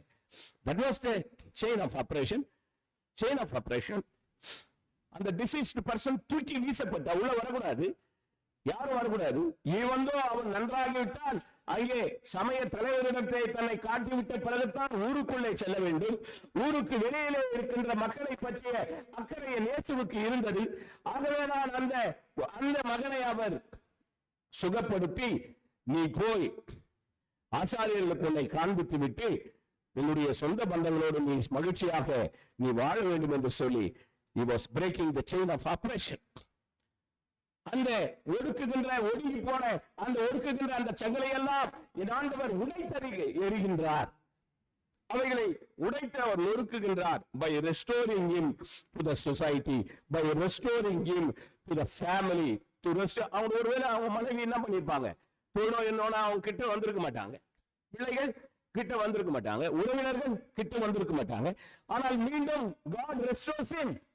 He was breaking the chain of oppression and restoring him into his family. அந்த குடும்பத்துக்கு கொடுக்கிறார். அந்த குடும்பம் ஓடி வந்து, ஒருவேளை அவருடைய மகன் இருந்தால் அவருடைய பெற்றோர் சுகமாகி வந்ததை பார்த்து ஓடி வந்து கட்டி அரவணைத்துக் கொண்டிருப்பார்கள் அல்லவா. அப்படிப்பட்ட மிகப்பெரிய மகிழ்ச்சியை ஏற்படுத்திய உலக இரட்சகர் இயேசு கிறிஸ்து உங்களையும் என்னையும் இன்றைக்கு இந்த புறம் தள்ளப்பட்ட சமூக விளிம்பிலே வீழ்ந்து போயிருக்கின்ற கேட்பார் இல்லாமல் இருக்கின்ற மக்களை அரவணைக்கவும், அவர்களுக்காக பேசவும், அவர்கள் இறைவனுடைய பிள்ளைகள் என்பதை உறுதி செய்து அவர்களோடு நாம் இணைந்து மிகப்பெரிய ஆண்டவருடைய ராஜ்யத்தை கட்டவும் நீங்களும் நானும் அழைக்கப்படுகிறோம் என்பதுதான் நிதர்சன உண்மையாக அது இருக்கின்றது. என் அன்பிற்குரிய என் கடவுளுடைய பிள்ளைகளே, when Jesus healed the leper, he did not just cure a disease. He did not just cure. அந்த நோயை மாத்திரம் அவர் குணப்படுத்தினதாக இல்லை. he restored human dignity. மனித கண்ணியத்தையும் மனித மாண்பையும் அவர் அங்கே உருவாக்குகின்றார். மனித மாண்பை மறுகட்டுமானம் செய்கிறார், மனித நேயத்தை மறுகட்டுமானம் செய்கிறார். he restored his human dignity, not only cured his disease, he restored, Jesus restored him. அந்த மனித கண்ணியமும் மாண்பும் அவருக்கு கிடைக்கிறது. அந்த மனித உரிமையோடு நீ உரிமையோடு சென்று உன்னை ஆசாரியனிடத்திலே நீ காட்டி, உரிமையோடு சென்று அதிகாரிகளிடத்திலே காட்டி, எந்த சமுதாயம் உன்னை வெளியிலே போய் என்று சொன்னதோ அதே சமுதாயம் உன்னை வரவேற்கும் என்று சொல்லி என் ஆண்டவராகிய இயேசு கிறிஸ்து அப்படிப்பட்ட ஒரு மனித மாண்பை அங்கே மறுகட்டுமானம் செய்கிறார் என்பதை தெளிவாக உணர்ந்து கொள்ள நாம் அழைக்கப்படும். he restored his dignity and acceptance to someone who had been cast out. வெளியே துரத்தப்பட்டவர்களாலே ஏற்றுக்கொள்ளப்படுகின்ற ஒரு சூழலை உருவாக்கி, in the same way we are called to bring healing to those who have been rejected by the society. In the same way அதே அந்த இயேசு பயன்படுத்திய அந்த மெத்தடாலஜியை இன்றைக்கு நீங்களும் நானும் பயன்படுத்த வேண்டும். என்ன methodology? Methodology of compassion, methodology of receiving their pain. இல்லையா? அது அந்த methodology. See, we have to go. ஒரு விடுதலை செய்ய வேண்டும் என்றால் என்ன? இயேசு கிறிஸ்துவினுடைய கல்வாரி சிலுவையினுடைய ஆசீர்வாதங்களை பெற வேண்டும் என்றால் என்ன? இயேசுனுடைய துன்பங்களுக்கு ஊடாக நாம் கடந்து செல்ல வேண்டும் என்றால் என்ன? இயேசுவோடு நாம் டிராவல் செய்ய வேண்டும் என்றால் என்ன? இயேசுவோடு சேர்ந்து சிலுவையை சுமக்க வேண்டும் என்றால் என்ன? We have to follow the methodology of Jesus Christ. What methodology? Compassionate methodology. Receiving the pain of others. மற்றவருடைய துன்பங்களையும் மற்றவருடைய பாடுகளையும் தன்னகத்தே ஏற்றுக்கொள்கின்ற அந்த முறையில், the same way we are called to bring healing to those who have been rejected by the society. In order to conclude, God's kingdom is not about vanity. God's kingdom is not about the exclusion. God's kingdom is not about the power. ஒருவேளை ஆற்றல் நிறைந்தது என்பது அல்ல. எல்லாரையும் விட்டு exclusive ஆனது, தனித்துவம் நிறைந்தது கடவுளுடைய ராஜ்யம் என்று சொல்ல முடியாது. மாறாக, it is about the love. The kingdom of God is about the love. It is about the justice. It is about the what you call இந்த கடவுளுடைய இந்த ராஜ்யம் என்பது, it is about justice. It is about acceptance. இல்லையா? இந்த கடவுளுடைய ராஜ்யம் அன்பினால் கட்டப்பட்ட ஒன்று, தெய்வீக அன்பு. ஹல்லேலூயா. என் மக்களாகிய நீங்கள் கூட அன்பினால் கட்டப்பட்ட, அதிகாரத்தினால் அல்ல, அதிகாரத்தினால் அல்ல. இல்லையா? ஒருவேளை எக்ஸ்க்ளூசிவ் என்று சொல்லுகின்ற சூழ்நிலை அல்ல. மாறாக அந்த கடவுளுடைய ராஜ்யம் அன்பினால் கட்டப்பட்டதை போல நீங்களும் நானும் அன்பினாலே கட்டப்பட வேண்டும். நீங்களும் நானும் நீதியினாலே நாம் கட்டப்பட வேண்டும். நீங்களும் நானும் ஏற்றுக்கொள்ளுதல் என்கின்ற அந்த புதிய பண்பு நலன்களினாலே நாம் மீண்டும் மறுகட்டுமானம் செய்யப்பட வேண்டும் என்பது கடவுளுடைய விருப்பமாக இருக்கிறது. Speak for those who cannot speak for themselves. Speak. யாராலே பேச முடியாதோ அவர்களுக்காக நீங்கள் பேசுங்கள். Hallelujah. Hallelujah. Will you follow that? Will you? நீ பேசுவியாமா? பேச முடியாதவங்களுக்காக பேசுவியா? ஊமையாக்கப்பட்டவர்களுக்காக நீ பேசுவியா? பேசணும். ஐயா, அவங்க பேச முடியாது ஐயா, நான் பேசுறேன் அவங்களுக்காக. ஒரு மனக்குடையரை போல இயேசு கிறிஸ்து அப்படிதான் பேச முடியாதவர்களுக்காக அவர் பேசினார். கல்வாரி சிலுவை வரையிலும் என் ஆண்டவர் பேச முடியாதவர்களுக்காக அவர் பேசிக்கொண்டே அவர் இருக்கிறார். Speak for those who cannot speak for themselves. Reject favoritism. ஒருவேளை அந்த favoritism என்பது இல்லையா, அதை நாம் ஒதுக்கி தள்ளிவிட்டு embrace all as brothers and sisters. இல்லையா? எல்லாரும் நம்முடைய உடன் பிறந்த சகோதர சகோதரிகள் என்கின்ற அந்த மிகப்பெரிய அந்த தன்மையோடு எல்லாரையும் அரவணைத்துக் கொள்ள கடவுள் நம்மை அழைக்கிறார். Move with love, breaking barriers of rejection and oppression. Move with love. இல்லையா? அன்பின் அந்த தெய்வீக அன்பை சுமந்து செல்லுகின்ற விடுதலையின் கருவிகளாக, இயேசுவினுடைய அடையாளங்களாக நீங்கள் இந்த உலகத்திற்குள் செல்லுங்கள். அன்பை சுமந்து செல்லுகின்ற தெய்வீக கருவிகளாக நீங்கள் வாழ வேண்டும் என்று சொல்லி, move with love, breaking the barriers of rejection and oppression. புறம் தள்ளுதலும் ஒடுக்குதலும் அந்த சூழல்களை எல்லாம் உடைத்து விட்டு இயேசுவின் பேரன்பை சுமந்து செல்லுகின்ற தெய்வீக கருவிகளாக நீங்களும் நானும் இந்த உலகத்திலே வாழ வேண்டும் என்று சொல்லி ஆண்டவர் நம்மை அழைக்கின்றார். Let us build a world where no one is excluded. ஒரு புதிய உலகத்தை கட்டமையுங்கள். ஒரு புதிய இடத்தை நீங்கள் உருவாக்குங்கள். இல்லையா? Nobody should be excluded. யாரும் வெளியேற்றப்படக்கூடாது, யாருமே வெளியிலே தள்ளக்கூடாது.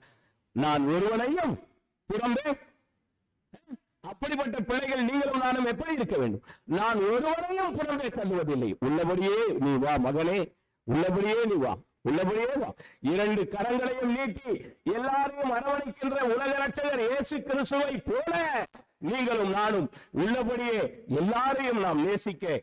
Let us build a new world. Let us build a new world where no one is excluded. யாரும் அங்கே வெளியேற்றப்படக்கூடாது, யாரும் அங்கே ஒடுக்கப்படக்கூடாது, யாரும் அங்கே புறக்கணிக்கப்படக்கூடாது, யாரும் அங்கே துன்பத்தினாலே மடியக்கூடாது. எல்லா நேரங்களிலும் கண்ணியத்தோடும் மாண்போடும் வழிநடத்தப்பட வேண்டும் என்கின்ற உண்மைத்தன்மையோடு நாம் நகர்ந்து செல்ல வேண்டும். Where the wealth of love and acceptance is shared with all, the wealth of love should be shared. ஒருவேளை நம்மால் பணம் கொடுக்க முடியாவிட்டால், ஐயா என்கிட்ட பணம் இல்லையா, நான் என்ன பண்ணுவேன்? அன்பு இருக்குதாமா? உங்ககிட்ட அன்பு இருக்குதா? அந்த அன்பு செலுத்தினா போதும் இல்லையா? இல்லையா? நீ நல்லா இருக்கிறியான்னு கேட்டினா, என்னுடைய 35 ஆண்டுகால அனுபவத்திலே ஒரே ஒரு நிகழ்ச்சியை சொல்லி நான் முடிக்க விரும்புகிறேன். ஒரு முறை நான் திருப்பணியிலே பயணப்பட்டு ஒரு இடத்திற்கு சென்று ஒரு அம்மாவை பார்த்து நல்லா இருக்கலாமான்னு ஒரே ஒரு வார்த்தை மட்டும்தான் கேட்டேன். What will happen there, you know? அழுறாங்க. See the thing. நல்லா இருக்கீங்களாமா அப்படின்னு ஒரு வார்த்தை கேட்டா கதரை அழுறாங்க. அப்போ எந்த அளவிற்கு மன சுமைகளோடு அவர்கள் இருப்பார்கள் என்பதை நீங்கள் we need to share the wealth of love. என்னிடத்திலே வெள்ளி இல்லை, என்னிடத்திலே பணம் இல்லை, என்னிடத்திலே இறைவன் ஆற்றல் உண்டு, நீ எழுந்து நட என்று சொன்ன யோவானையும் போல நீங்களும் நானும் இந்த சமூகத்திலே அன்பை சுமந்து கொண்டு உள்ளே செல்லும் பொழுது அநேக மக்கள் குறுக்கே வருவார்கள். நீ நல்லா இருக்கிறியான்னு கேட்டீங்கன்னா அழுவாங்க, வேதனையை சொல்லுவாங்க. அதை அந்த வழிகளை நீ ஏற்றுக்கொண்டாலே அவர்கள் லகுவாக்கப்படுவார். அந்த வழிகளை நீ சுமந்தாலே அவர்கள் லகுவாக்கப்படுவார்கள். ஒருவேளை தன்னை மாய்த்துக் கொள்ள வேண்டும் என்று சிந்தனை இருக்கின்ற யாரை வேண்டுமானாலும் சரி நீங்கள் சந்திப்பீர்கள் என்று சொன்னால் அவருடைய எண்ணமும் சிந்தனையும் மாற்றப்படும். என் ஆண்டவருடைய கருவியாக வாழ்வளிக்கின்ற இயேசு கிறிஸ்துவின் உண்மையான கருவியாக நீங்கள் இந்த உலகத்திலே வாழும்பொழுது மிகப்பெரிய அளவிலே மாற்றங்களை அங்கே ஏற்படும் என்பதிலே எந்த விதமான சந்தேகமும் இல்லை. You are called to share the wealth of love and acceptance. We shared with all just as Christ has welcomed us. கிறிஸ்து நம்மை வரவேற்றதை போல நீங்களும் நானும் எல்லாரையும் வரவேற்க, எல்லாரையும் நேசிக்க, எல்லாரையும் அரவணைக்க, எல்லாரோடும் பழக, எல்லாருக்கும் நாம் நம்முடையதை பகிர்ந்தளிக்க. வாழ்வினை பகிர்ந்தளிப்பதே திருப்பணி. வாழ்வினை பகிர்ந்தளிக்க நாம் அழைக்கப்படுகிறோம். வயிற்று பசியினை விரட்டிடுவோம், வறுமை கோட்டினை அகற்றிடுவோம். வயிற்று பசியினை விரட்டிடுவோம், வறுமை கோட்டினை நாடிய நட்பில் துணை இருப்போம், வீடு இல்லாதவர்களுக்கு வகை செய்வோம். ஆண்டவர் இயேசுவின் அருட்பணியை அனைவரும் ஏற்றிடுவோம். அடித்தள மக்கள் விடுதலை பெற்றிட வாழ்வினை பகிர்ந்தளிப்போம். பேராயர் மா அசையா அவர்கள் எழுதின அந்த பாடல். ஆண்டவர் இயேசுவின் அருட்பணியை அனைவரும் ஏற்றிடுவோம். இன்க்ளூசிவ் ஆண்டவர் அருட்பணியை, ஆண்டவருடைய இன்க்ளூசிவ் நற்செய்தியை, ஆண்டவருடைய அந்த பரிவிரக்கத்தை அனைவரும் ஏற்றிடுவோம். அடித்தள மக்கள் விடுதலை பெற வாழ்வினை நாம் பகிர்ந்தளிப்போம். அப்படிப்பட்ட மிகப்பெரிய கருவிகளாக இந்த உலகத்திலே நீங்களும் நானும் வாழ we are called to extend the God's kingdom and its value. கடவுளுடைய ராஜ்யத்தின் மதிப்பீடுகளை நாம் விரிவாக்கம் செய்ய அன்பு, சகோதரத்துவம், பகிர்ந்து கொள்ளுதல், நீதி, உண்மை இல்லையா, எல்லா இவைகளெல்லாம் நாம் மற்றவர்களோடு பகிர்ந்து கொள்ள இறைவன் நம்மையும் நம்முடைய குடும்பத்தையும் நம்முடைய பிள்ளைகளையும் நம்முடைய திருச்சபையையும் அவர் அழைக்கின்றார். புறம் தள்ளப்பட்ட மக்களையும் ஒடுக்கப்பட்ட மக்களையும் ஏற்றுக்கொள்ள வேண்டும் என்கின்ற இந்த நாளின் செம்பொருள் மிக சவாலான ஒரு செம்பொருளாக அது இருக்கிறது. Speak for those who cannot speak for themselves, reject favoritism and embrace all as your own brothers and sisters. Move with love, move with divine love, breaking barriers of rejection and oppression. கண்களை மூடி அமைதியாக இறைவனிடத்திலே வேண்டுதல் செய்வோம்.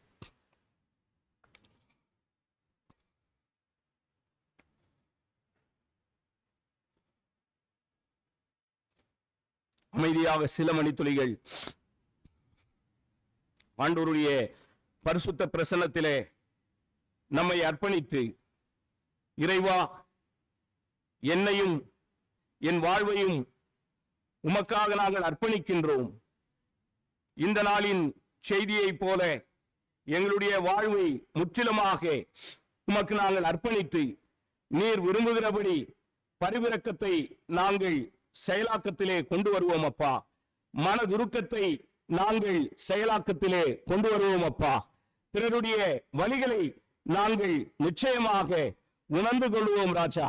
பிறருடைய வழிகளை, பிறருடைய துயரங்களை நாங்கள் ஏற்றுக்கொள்வோம் அப்பா. அப்படிப்பட்ட ஒரு தெய்வீக ஒரு சூழ்நிலைக்கு நேராக நாம் வழிநடத்தப்பட எல்லாம் வல்ல இறைவனிடத்திலே நம்மை அர்ப்பணித்து மிகப்பெரிய அடையாளங்களாக, எண்ணி முடியாத அதிசயங்களை எல்லாம் என் ஆண்டவர் உங்கள் மத்தியிலே செய்ய நாம் ஆண்டவருடைய திருக்கரங்களிலே நம்மை அர்ப்பணிப்போம். எண்ணி முடியாத அதிசயங்கள் என் வாழ்வில் செய்தவர் இயேசுதான். எண்ணி முடியாத அதிசயங்கள் என் வாழ்வில் செய்தவர் இயேசுதான். உங்க கிருபை இல்லாம என்னால் வாழ முடியுமா? உங்க கிருபை இல்லாம என்னால் நடக்க முடியுமா? உங்க கிருபை இல்லாம என்னால் வாழ முடியுமா?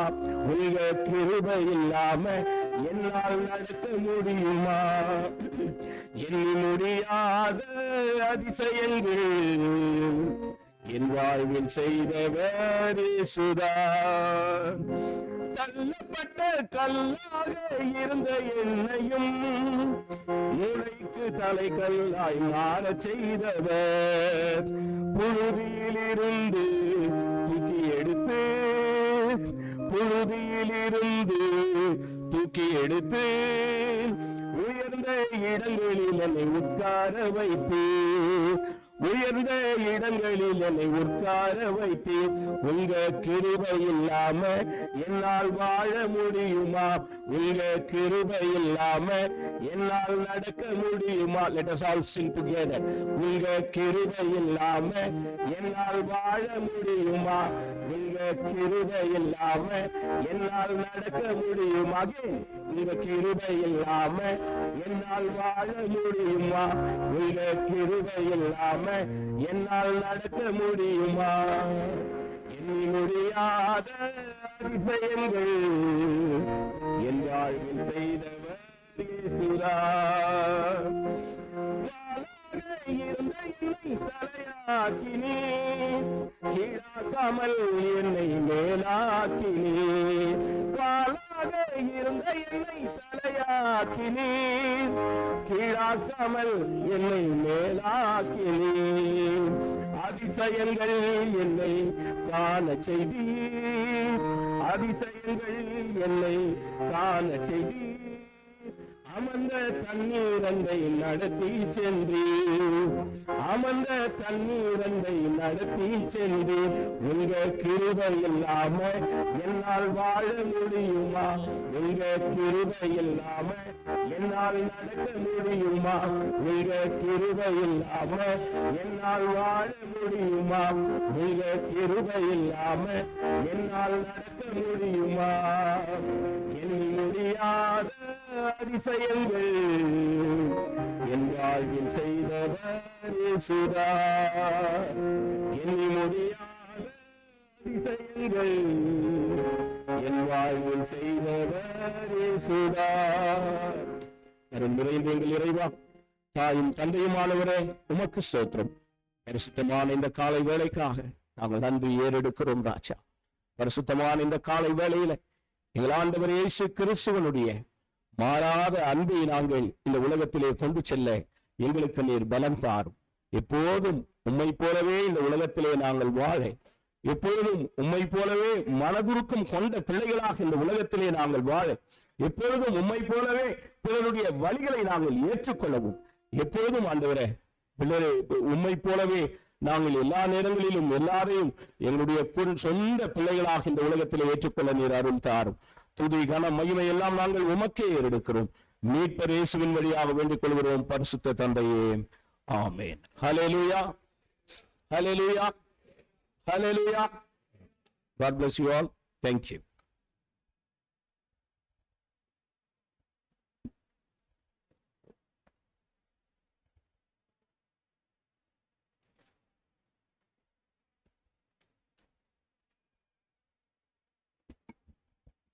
கர்த்தருடைய செய்தியை கேட்ட நாம் எழுந்து நின்று நம்முடைய விசுவாசத்தை அப்போஸ்தலர் விசுவாச பிரமாணத்தின் மூலமாக அறிக்கையிடுவோம்.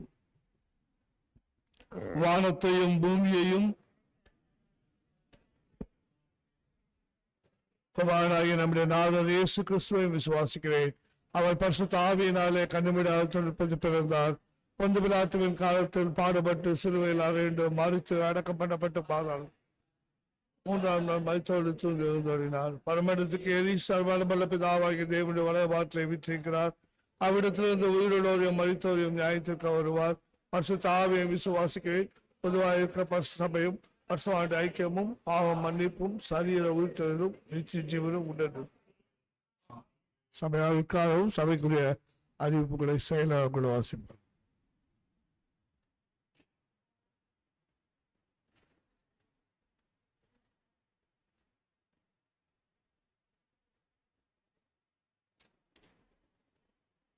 இன்றைய ஆராதனையில் பங்கு பெறும் இறைமக்கள் அனைவரையும் இயேசு கிறிஸ்துவின் இனிய நாமத்தில் வாழ்த்துகின்றோம்.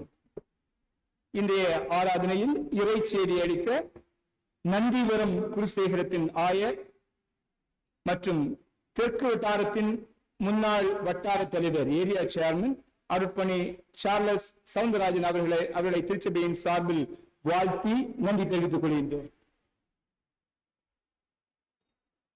இரண்டும் அநேக காரியங்களை பகிர்ந்து கொண்டார்கள். குறிப்பாக நந்திவரம் என்பது கூடுவாஞ்சேரிக்கு பக்கத்தில் இருக்கிறது. அவருடைய ஏரியா கூடுவாஞ்சேரிக்கு பக்கத்தில் இருக்கிற ஒரு ஆலயத்தில் இன்னும் ஓலை கொட்டகையில் ஆராதனை நடப்பதாக போட்டோஸ் என்னிடம் காட்டினார்கள். எனக்கு ரொம்ப டச்சிங்கா இருந்துச்சு. நமக்கு ஈவன் அந்த நார்த் ஈஸ்ட் குஜராத் மகாராஷ்டிரால கூட ஒரு கச்சா சர்ச் கூட கட்டி ஆரம்பிக்கிறாங்க. நமக்கு சென்னை டயசிஸ்ல ஒரு ஓலை குடிசையில் அதுவும் 15 வருட காலமாக ஆராதிக்கிறார்கள். கேட்டது உண்மையிலேயே டச்சிங்காக இருந்தது. ரீசன்ட் லாஸ்ட் மந்த் நமது வில்சன் அவர்களுடைய மகள் என்கேஜ்மெண்ட் ஃபங்க்ஷனுக்காக போயிருந்தோம். அப்போது நமது மோகன்சி சார் லாசரஸ் அவர்கள் செய்தி அளித்தார்கள். அவர் அழகா ஒன்றை குறிப்பிட்டார்கள். நமது வீடுகளில் நடக்கிற ஒவ்வொரு விசேஷங்களிலும் நாம் ஒரு ஆலயத்தை கட்டி கொடுப்போம் என்ற ஒரு கருத்தை வைத்தார்கள். அது நினைவுக்கு வந்தது.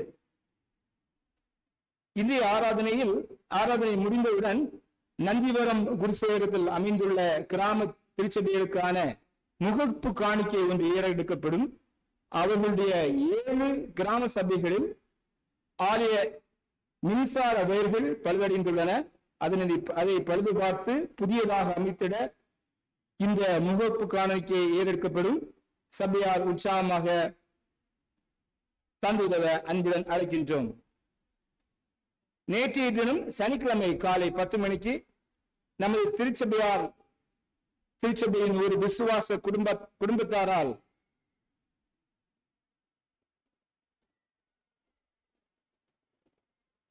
மேலையூர் காமராஜ நகர் என்ற இடத்தில் ஒரு புதிய ஆலயம் கட்ட தீர்மானிக்கப்பட்டு அதற்கான அடிக்கல் நாட்டப்பட்டது. நமது சபையின் கமிட்டி அங்கத்தினர்கள் பங்களித்தார்கள். இதற்காக சபையார் ஜெபிக்க அன்புடன் அழைக்கின்றோம். இன்று மாலை 6:30 மணி ஆராதனை நடைபெறும். அது திருவிருந்து ஆராதனையாக நடைபெறாது. இன்று மாலை நமது கிண்டி வளாகத்தில் பேராய கன்வென்ஷன் நடைபெறுவதால் ஆர்வமுடையோர் பங்கு பெற அன்புடன் அழைக்கிறோம். அதற்கான வாகன வசதி ஒழுங்கு செய்யப்பட்டுள்ளது. இன்றைய ஆலய ஆராதனை முடிந்தவுடன் பெண்கள் ஐக்கிய சங்கம் மற்றும் YCF கூடுகை நடைபெறும். நமது ஆலயத்தில் லெந்து காலத்தில் சாம்பல் புதன் தொடங்கி 40 நாட்கள் காலை 6:30 மணி முதல் 7 மணி வரை காலை தியானம் நடைபெறுகிறது. நமது ஆயர் அதை மிகவும் சிரமத்தோடு பொறுப்போடு நடத்துகிறார்கள். அதை வர முடியாதவர்கள் ஆன்லைனில் பார்க்கவும் ஒழுங்கு செய்யப்பட்டுள்ளது. உற்சாகமாக பங்கு பெற அன்புடன் அழைக்கின்றோம். அதுபோலவே காலை 10 மணி முதல் 12 வரை பெண்கள் ஐக்கியத்தினரால் ஆலயத்தில் ஜெபம் ஏறெடுக்கப்படுகிறது. நமது திருச்சபையை சார்ந்த திரு செல்வதுரை அவர்கள் நமது ஆலயத்தில் ஒரு இன்டர்காம் ஃபெசிலிட்டி செய்து கொடுத்துள்ளார்கள். செக்யூரிட்டி டு மற்ற ஏரியாக்கள் நன்றி தெரிவிக்கின்றோம். நமது திருச்சபையின் ஒரு விசுவாச குடும்பத்தினர் 6 ஃபேன்ஸ் வாங்கி கொடுத்துள்ளார்கள். திருச்சபையின் பயன்பாட்டிற்காக அவிசுவாச குடும்பத்தினருக்கு நன்றியை தெரிவிக்கின்றோம். வருகின்ற வெள்ளி 14/3/25 வெள்ளிக்கிழமை மாலை 6:30 மணி ஆராதனையில் அசோக் நகர் குருசேகரத்தின் ஆயர் அருட்பணி பால் பிரான்சிஸ் அவர்கள் செய்தி அளிக்க உள்ளார்கள். சபையார் உற்சாகமாக பங்கு பெற அன்புடன் அழைக்கின்றோம். நாம் அறிவித்தபடி பெண்கள் ஐக்கிய சங்கத்தினர் ஒரு ஆலயம் கட்டுவதற்கான முயற்சியில் உள்ளனர். இன்றும் கூட பெண்கள் ஐக்கிய சங்கத்தினரால் முடவாட்டுக்கால் சூப், சுண்டல் மற்றும் பிடி கொழுக்கட்டை விற்பனைக்கு வைக்கப்பட்டுள்ளது. திருச்சபையார் பயன்படுத்திக் கொள்ளும்படி அன்புடன் அழைக்கின்றோம். அந்த நிதி கிராம சபைகள் கட்டுவதற்காக பயன்படுத்தப்படுகிறது. ஒரு மரண அறிவிப்பு. நமது திருச்சபையின் முக்கியமான அங்கத்தினரும் பெண்கள் ஐக்கிய சங்கத்தில் உற்சாகமாக பங்கேற்று வரும் நமது மாலை நேர இலவச டியூஷன் வகுப்பு சயின்ஸ் டீச்சராக பணிபுரிந்தவருமான திருமதி லிசி ராஜசெல்வி, கணவர் பெயர் சாமுவேல் கிட்லி, அவர்கள் வயது 63. அவர்கள் கன்னியாகுமரியில் 7/3/25 வெள்ளிக்கிழமை கர்த்தருக்குள் நித்திரையடைந்தார்கள் என்பதை தெரிவிக்கின்றோம். அவரது நல்லடக்கம் நேற்று சனிக்கிழமை மாலை 4 மணிக்கு அகஸ்தீஸ்வரம் கன்னியாகுமரி கிறிஸ்தவ தோட்டத்தில் நடைபெற்றது. அன்னாரை இழந்து வாழும் குடும்பத்தினருக்காக ஜெபிக்கும்படி அன்புடன் கேட்டுக்கொள்கின்றோம். அந்த திருச்சபையின் கடந்த வார காணிக்கை 7,72,345. மேலும் விவரங்களுக்கு அறிவிப்பு பலகையை பார்க்கவும். நன்றி. இப்போது நமது விருந்தினர்களை உபசரிக்கும் நேரம். நமது ஆயர் அவர்கள் முன்னாடி வரும்படி அன்புடன் அழைக்கின்றோம். அவரை கனப்படுத்தும்படி ராஜபாண்டியன் அன்புடன் அழைக்கின்றேன்.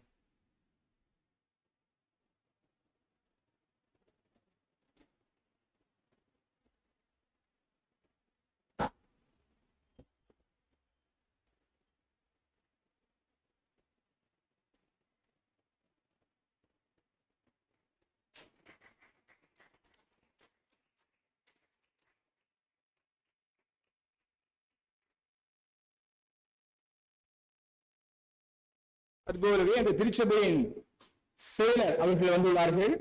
அவர்களை முன்புடன் அழைக்கின்றேன். செக்ரட்டரி மிஸ்டர் வில்பர்ட் ஜெயராஜ் அவர்களை முன்புடன் அழைக்கின்றேன். அதுபோலவே இந்த ட்ரெஷரர் மிஸ்டர் கிறிஸ்டோபர் ராஜா அவர்களை அன்புடன் அழைக்கின்றேன். செயலர் அவரை கனப்படுத்த நமது சபையின் முன்னாள் செயலர் திரு கோயில்ராஜ் அவர்களை அன்புடன் அழைக்கின்றேன்.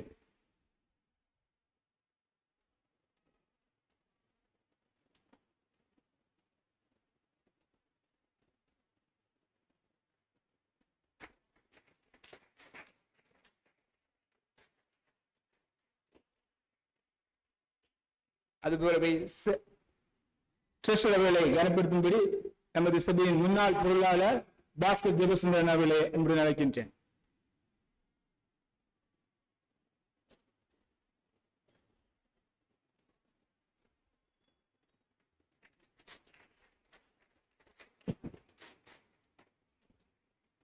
நன்றி.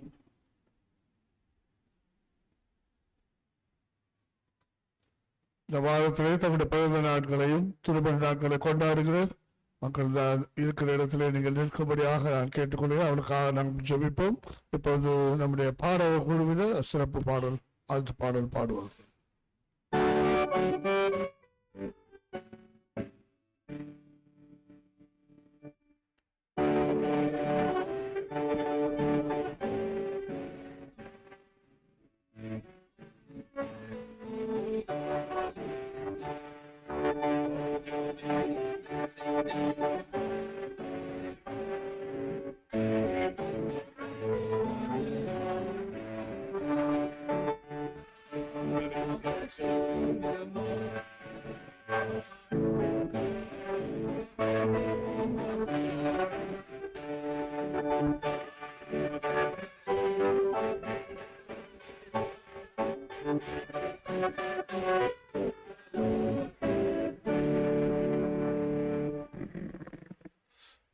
மகா இரக்கமும் கிருபையும் எங்கள் அன்புள்ள ஆண்டவரே, திருச்சபை மக்கள் ஆண்டவரே, தேவரீர் இந்த நாளிலையும் தங்களுடைய திருமண நாட்களையும் ஆண்டவரே பிறந்த நாட்களை கொண்டாடுகிறோம். மக்களை ஆண்டவரே உடைய நாமத்தினாலே நாங்கள் ஆண்டவரை வாழ்த்துகிறோம். கர்த்தர் இம்மட்டுமாக நீர் அவர்களை ஆண்டவரை கடம் பிடித்து வழிநடத்து வந்தீர். வருஷத்தை நன்மையால் முடிசூட்டுகிற ஆண்டவர், ஆண்டவரே இத்தனை ஆண்டுகளை கடக்க நீ செய்தீரப்பா. உங்களுடைய துணை இல்லாமல் நாங்கள் ஆண்டவரே இந்த உலகத்திலே வாழ முடியாது. நாங்கள் இந்த உலகத்திலே ஆண்டவரே நிற்கிறோம் என்று சொன்னார். அது கர்த்தருடைய சுத்த கிருபை என்பதை உணர்ந்து நமக்கு நன்றி செலுத்துகிறோம். கர்த்தாவே தேவரீர் அப்படியே ஆண்டவரே திருமண நாட்களை காணுகிற தம்பதியர்களுக்காக நாங்கள் செபிக்கிறோம். அனாதி தீர்மானத்தின்படியாய் அவர்களை இணைத்து குடும்பமாக ஆண்டவரை இணைத்து இம்மட்டமாக நீர் உமக்காய் சாட்சி பகர நீர் அவர்களை வைத்திருப்பதற்காய் ஸ்தோத்திரம். இன்னும் ஆண்டவரே அநேக திருமண நாட்களை அவர்கள் கண்டு உம்மை ஆராதிக்கவும் ஆண்டவரே தேவனில் இந்த திருச்சபைக்கும் சமுதாயத்துக்கும் ஆண்டவரை சாட்சி பகரத்தக்கதாய் கர்த்தர் நீர் அவர்களை பயன்படுத்தும். நல்ல சுகமும் பலனும் கொடுத்து நீர் பாதுகாத்துக் கொள்ளும். துதிகன மகிமை எல்லாவற்றையும் உமக்கே செலுத்துகிறோம். இயேசு கிறிஸ்துவின் இன்ப நாமத்திலே பிதாவே. நாம் மீண்டுமாக ஆண்டவருக்கு துதியாக பாடல் புத்தகத்திலே 316வது பாடல், தாசரை இத்தரணியை இயேசுவுக்கு சொந்தமாக்குவோம் என்ற பாடலையும் தொடர்ந்து 316வது பாடல், ஜீவ வசனம் கூறுவோம் என்ற பாடலை பாடுவோம். அப்போது நம்மையும் நம்முடைய காணிக்கைகளை கர்த்தருக்கு என்று உற்சாகமாய் படைப்போம்.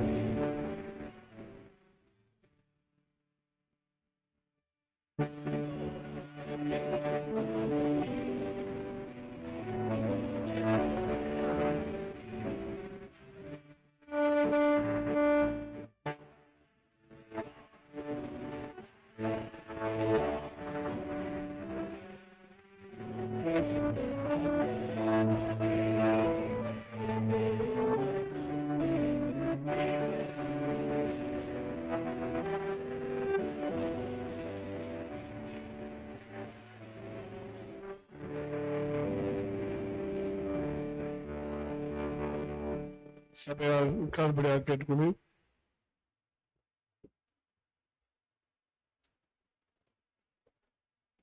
அன்பிற்குரிய இறைவனுடைய பிள்ளைகளே, நான் பெரிதும் நேசிக்கின்ற என் அன்பு உறவுகளே, இந்த பரிசுத்தமான காலை வேளையில இந்த சிறப்பான வாய்ப்பை உங்களுடைய வழிபாட்டிலே இன்றைக்கு நாங்கள் பங்கேற்கின்ற ஒரு நல்ல வாய்ப்பை கடவுள் எனக்கு கொடுத்தார். I thank God for each and every one of you. Hallelujah. Thank you. உண்மையிலேயே மிகப்பெரிய மகிழ்ச்சி. நான் உங்களுடைய ஆலயத்திற்கு ஒரு முறை வந்திருக்கிறேன். அது பேராயர் தேவசகாயம் ஐயா அவர்கள் இருக்கும்பொழுது ஒரு கான்ஃபர்மேஷன் சர்வீஸ்க்கு, அப்போ ரெவரண்ட் மேனுவல் டைட்டஸ் ஐயா இங்க புஷ்பட்டார், ஆமே ரைட், அவர்கள் இங்கே இருக்கும்போது ஒரு திடீரென்று ஒரு போன் கால் பேராயர் அவர்கள் செய்தார்கள். சாலி எங்க இருக்கிற பிஷப், நான் இங்க இருக்கேன், will you come with me for the விருதம்பாடு? yes bishop, I will come. அவர் கூடவே நான் வந்தேன். திடீர்னு கூப்பிட்டாங்க, நான் வந்தேன். ரொம்ப மகிழ்ச்சியா இருந்தது. உங்களுடைய வழிபாடு, உங்களுடைய பாடல்கள், கொயர் குரூப், இன்னும் ஆர்கனைஸ் ரொம்ப பியூட்டிஃபுல்லா, people are singing well and multi-talented, multifaceted talented you have. So may God bless you all. இந்த வாய்ப்பை எனக்கு வழங்கிய ஆயர் திரு டேவிட்சன் ஐயா அவர்களுக்கு சிறப்பு வாழ்த்துதலையும் நன்றி நான் தெரிவித்துக் கொள்கிறேன். அருமையான ஆயர் அம்மா அவர்கள் இங்கே இருக்கிறார்கள். ஆயர் அவர்கள் ஏற்கனவே என்னிடத்தில் சொன்னார்கள், இன்றைக்கு ஒரு முக்கியமாக ஒரு குரு சேகரத்துக்கு சென்று ஒரு விழா, அறுவடை விழாவிலே கலந்து கொள்ள வேண்டும் என்று சொல்லி, நான் போறேன், நீங்க பார்த்துங்க. நான் பரவாயில்ல, நான் மக்களிடத்துல நான் பார்த்துக் கொள்கிறேன். ஆயிரம்மா இருப்பது அதிக மகிழ்ச்சி. ஆயருக்கும் ஆயிரம்மாவுக்கும் அன்பு பிள்ளைகளுக்கும் குடும்பத்திற்கும் சிறப்பு வாழ்த்துதலையும் நன்றியும் நான் தெரிவித்துக் கொள்கிறேன். என்னுடைய மாப்பிள்ளை, என்னுடைய மருமகன் தான் டேவிட்சன் ஆயர் அவர்கள். நான் மாமனார் அவருக்கு. ரொம்ப மகிழ்ச்சி. உறவுகளோடு அதையும் தாண்டிய ஒரு உறவு. ஆண்டவருடைய பிள்ளைகளாக நாங்கள் இருக்கிறோம். ஒரு வாய்ப்பு கொடுப்பா எனக்கு என் மக்களுக்காக பேசுறதுக்காக நான் கேட்டேன். அது அவங்க ஏற்படுத்தி கொடுத்தாங்க. இந்த நாளில சேகர செயலாளர், பொருளாளர், சேகர குழு உறுப்பினர்கள், இங்கே இருக்கின்ற பெரியவர்கள், தாய்மார்கள், ஐக்கிய சங்க பொறுப்பாளர்கள், வாலிபர்கள், பாடகர் குழுவினர் அனைவருக்கும் எங்களுடைய குரு சேகரத்தின் சார்பாக சிறப்பு வாழ்த்துதலையும் நன்றியையும் நான் தெரிவித்துக் கொள்கிறேன். அந்த ஏழை குரு சேகரத்திலே நீங்கள் கொடுக்கின்ற உதவிகள் அந்த மக்களுக்கு உண்மையிலேயே ஆசீர்வாதமாக அமையும். அந்த மேல் கல்வாய் திருச்சபையை உங்கள் ஜெபங்களிலே நீங்கள் நிலைத்துக் கொள்ள அன்போடு அழைக்கிறேன். அந்த இடத்துல பல ஆண்டு காலமாக ஒரு சின்ன குடிசையில 35 குடும்பத்திற்கு மேலாக எல்லாமே வெளியே நிற்பாங்க. ஒவ்வொரு முறையும் கஷ்டத்தோடு நாங்கள் கடந்து செல்வோம். வேறு வழி இல்லாமல் நாங்கள் எங்கே செல்வது, யாரை அணுகுவது, யார் எங்களுக்காக செய்வார்கள், ஜெபித்துக் கொண்டு மட்டும்தான் இருப்போம். யாராவது ஒருவரை கடவுள் நிச்சயமாக ஏற்படுத்துவார் என்பது அசைக்க முடியாத நம்பிக்கை. ஆகவே இந்த நேரத்திலே கூட ஒருவேளை கடவுளுக்கு சித்தமானால், கடவுள் விரும்பினால் நிச்சயமாக இறை மக்களோடு அவர் பேசி, ஆயரோடு பேசி ஒரு சிறிய தேவாலயத்தை அந்த பகுதிகளிலே நீங்கள் கட்டித்தரும்படி அன்போடு நான் கேட்டுக்கொள்கிறேன். இந்த நாளுடைய முகப்பு காணிக்கை அங்கே இருக்கின்ற அந்த சாதாரண ஆலயங்களுக்கு அந்த ஒயரிங் மற்றும் எலக்ட்ரிக்கல் வேலைகள் செய்வதற்காக நான் சொல்லியிருந்தேன். அதை நிச்சயமாக அவர்கள் செய்து முடிப்பார்கள். உங்கள் அனைவருக்கும் மீண்டுமாக சிறப்பு வாழ்த்துதலையும் நன்றியையும் நான் தெரிவித்துக் கொள்கிறேன். எனக்காகவும் ஆயிரமாக்காகவும் பிள்ளைகளுக்காகவும் நீங்கள் ஜெபியுங்கள், ஊழியத்திற்காக நீங்கள் ஜெபியுங்கள். தொடர்ந்து நம் அனைவரையும் ஆண்டவர் இறையாட்சியின் பாதையிலே அந்த இறையாட்சியை விரிவாக்கம் செய்வதற்கு நம்மை அவர் பயன்படுத்துவார். கடவுளுக்கு மகிமையும் மாட்சிமையும் கனமும் உண்டாவதாக. ஆமேன். Thank you so much. நாம் யாவரும் கண்களை மூடி இறைவனை நோக்கி மன்றாடுவோம். அருள் நிறைந்த எங்கள் இறைவா, தாயும் தந்தையுமானவரே, உமக்கு ஸ்தோத்திரம்.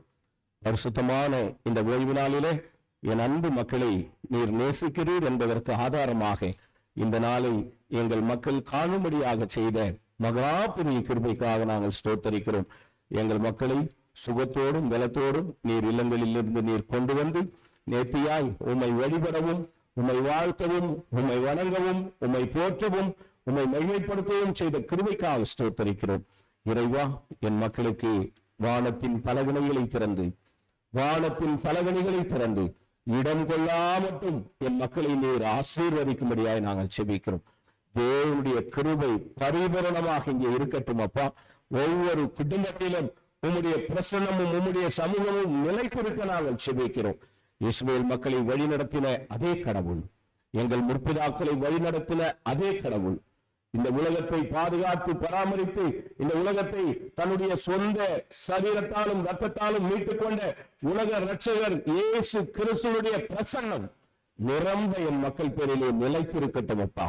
இயேசுவின் ரத்தம் ஜெயம் எடுக்கும்படியாக எங்கள் மக்கள் எங்கெல்லாம் செல்லுகிறார்களோ, எங்கெல்லாம் பயணப்படுகிறார்களோ, எங்கெல்லாம் அவருடைய காரியங்களுக்காக போகிறார்களோ, எங்கெல்லாம் அவருடைய திருப்பணிகளை நிறைவேற்றுகிறார்களோ, அத்தனை இடங்களிலும் உம்முடைய பிரசன்னம் அவர்களை தாங்கும்படியாய் நாங்கள் செபிக்கிறோம். இறைவா, உம்முடைய பரிசுத்த கிருபையும் ஆசீர்வாதமும் பராமரிப்பும் ஒவ்வொருவரோடும் தங்கியிருக்க நாங்கள் செபிக்கிறோம். தலைமுறையாக எங்கள் மக்கள் உம்மை ஆராதிக்க தலைமுறையாக இஸ்ரவேலின் கடவுளுக்கு மாட்சிமையையும் மகிமையையும் கொண்டு வர ஒவ்வொருவரையும் நீர் விடுதலையின் கருவிகளாக நீர் பயன்படுத்த நாங்கள் செபிக்கிறோம். புறம் தள்ளப்பட்டிருக்கின்ற மக்களை, தூக்கி வீசப்பட்டிருக்கின்ற மக்களை, ஒடுக்கப்பட்டிருக்கின்ற மக்களை நாங்கள் நேசிக்கவும் அவர்களை அரவணைக்கவும் நீர் எங்களுக்கு கொடுத்த இந்த நாளின் அழைப்பிற்காக நாங்கள் நன்றி சொல்கிறோம். இயேசு கிறிஸ்துவனுடைய அந்த அணுகுமுறையை நாங்கள் கற்றுக்கொள்ள நீர் எங்களுக்கு பலம் தாரும் அப்பா. பரிவிரக்கம் கொண்டவர்களாக மற்றவர்களுடைய வழிகளை நாங்கள் உள்வாங்கிக் கொள்ள எல்லா நேரங்களிலும் இறைவா ஒரு புதிய இதயத்தோடு உலக இரட்சகர் இயேசு கிறிஸ்துவினுடைய பேரன்பை சுமந்து செல்லுகின்ற இதயங்களாக நீர் ஒவ்வொருவரையும் ஆசீர்வதிக்க நாங்கள் செபிக்கிறோம். இந்த தபசு நாட்கள் ஒரு விசேஷித்த நாட்களாக அருள் வரங்களையும் ஆற்றலையும் கல்வாரி சிலுவையினுடைய ஆசீர்வாதங்களையும் என் மக்கள் பெற்றுக்கொள்ள நீர் உதவி செய்ய வேண்டும் என்று சொல்லி நாங்கள் செபிக்கிறோம். உள்ளத்திலே தாழ்மையோடும் எளிமையோடும் நாங்கள் வாழ எங்களை ஒவ்வொரு நாளும் இந்த பாதைகளிலே நாங்கள் எங்களை புதுப்பித்துக் கொள்ள நீர் எங்களுக்கு உதவி செய்ய வேண்டும் என்று சொல்லி நாங்கள் செபிக்கிறோம். இந்த நாளுக்காக நாங்கள் நன்றி சொல்லுகிறோம். இந்த நாளின் செய்தியை நீர் ஆசீர்வாதத்திற்காக நன்றி சொல்லுகிறோம். என் மக்கள் பாடிய பாடல்கள், ஏறெடுத்த இறைவேண்டல்கள் எல்லாவற்றையும் நீர் ஆசீர்வாதித்திருப்பதற்காக நன்றி சொல்லுகிறோம். விசேஷமாக எங்கள் மக்கள் கொடுத்திருக்கின்ற அன்பு காணிக்கைகளை இறைவா நீர் ஆசீர்வதிக்க நாங்கள் செபிக்கிறோம். உமது கரத்திலே வாங்கி நாங்கள் உமக்கே நாங்கள் அர்ப்பணிக்கிறோம். பலிக்கு பெருகும்படியாக ஆசீர்வாதங்களை நீர் அள்ளி என் மக்களுக்கு தரும்படியாய் நாங்கள் செபிக்கிறோம். தங்களை சுற்றிலும் இருக்கின்ற ஏழை எளிய மக்களை உயர்த்துகின்ற ஒவ்வொரு குடும்பத்தையும் இந்த தேவாலயத்தை நீர் உயர்ந்த இடத்துல நீர் கொண்டு போய் நிலைநிறுத்தும்படியாய் நாங்கள் செபிக்கிறோம். கர்த்தரின் மேய்ப்பர், எனக்கு ஒரு குறையும் இல்லை. அவர் எங்களை புல்லுள்ள இடங்களிலே மேய்த்து அமர்ந்த தண்ணீர்கள் அண்டையிலே வழிநடத்துகிறார் என்கின்ற அந்த தேவ வாக்குதத்தம் இங்கே நிலைத்திருக்கட்டும். எனக்கு ஒத்தாசை வரும் பர்வதங்களுக்கு நேராக என் கண்களை ஏறெடுக்கிறேன். வானத்தையும் பூமியையும் உண்டாக்கின கர்த்தரிடத்திலிருந்து எனக்கு ஒத்தாசை வரும். இவன் காலை கையாள ஓட்டார், உன்னை காக்கிறவர் உறங்கார். இதோ இஸ்ரவேலை காக்கிறவர் உறங்குவதும் இல்லை, தூங்குவதும் இல்லை. கர்த்தர் உனக்கு நிழலாயிருக்கிறார். கர்த்தரின் வலப்பக்கத்திலே உனக்கு நிழலாயிருக்க, பகலிலே வெயிலாகிலும் இரவிலே நிழலாகிலும் அது உன்னை சேதப்படுத்துவதில்லை. நீ வருகையிலும் ஆசீர்வதிக்கப்பட்டிருப்பாய், போகையிலும் ஆசீர்வதிக்கப்பட்டிருப்பாய். ஆமாண்டவரே, என் அன்பு மக்கள் வருகையிலும் போகையிலும் ஆசீர்வதிக்கப்பட உம்முடைய தெய்வீக சமூகம் எடுபடாமல் நிலைத்திருக்க உம்மை நாங்கள் மன்றாடுகிறோம். எங்களுடைய தென்னிந்திய திருச்சபை சென்னை பேராயத்தை நீர் ஆசீர்வதியும். எங்களுடைய பொறுப்பு பேராயரையும் பேராய அலுவலர்களையும் நீர் ஆசீர்வதியும். சதா காலமும் உமக்கு மாற்றுவை கொண்டு வருகின்ற தெய்வீக பேராயமாக எப்போதும் எங்களை நீர் வழிநடத்த நாங்கள் செபிக்கிறோம். இப்பொழுதும் அப்பா எங்கள் லீடர்ஸ் ஒவ்வொருவரையும் நீர் ஆசீர்வதியும். உமது கிருபை அவர்களோடு குடும்பத்தோடும் தங்கி இருக்கட்டும். இந்த நாளுக்காக நாங்கள் நன்றி சொல்கிறோம். இந்த பாடி வளர்ந்த நாட்களிலே நீர் உம்முடைய கரங்களினாலே ஒவ்வொருவரையும் தொட்டு இந்த தபச நாட்களுடைய ஆசீர்வாதங்களினாலே நீர் அலங்கரிக்கும்படியாய் நாங்கள் செபிக்கிறோம். துதி கன மகிமை எல்லாம் நாங்கள் உமக்கே ஏறெடுக்கிறோம். மீட்பர் இயேசுவின் வழியாக வேண்டிக் கொள்கிறோம் பரிசுத்த பிதாவே, ஆமென். நமது ஆண்டவராகிய இயேசு கிறிஸ்துவினுடைய அருளும் தாயும் தந்தையுமாகிய கடவுளுடைய அன்பும் தூய ஆவியானவர் வழிநடத்தல் ஆசீர்வாதம் சந்தோஷம் சமாதானம் புதிய கிருபைகள் நம் அனைவரோடும் நம்முடைய குடும்பங்களோடும் நம்முடைய பிள்ளைகளோடும் உற்றார் உறவினர்களோடும் இலகின பந்துக்களோடும் நண்பர்களோடும் அயலகத்தாரோடும் இன்றும் என்றும் சதா காலமும் நீடித்து நிலைத்து நிற்பதாக.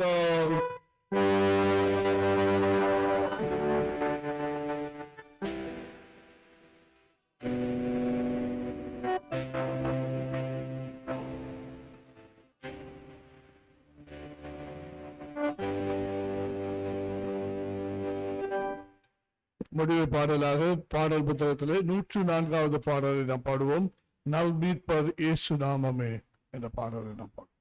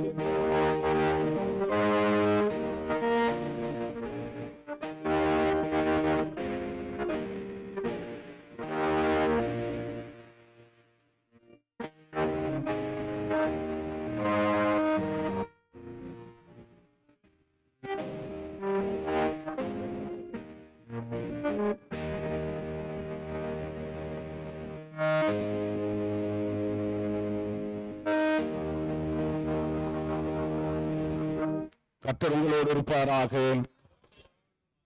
சமாதானத்தோட போய் வர கடவோம். ஆமென்.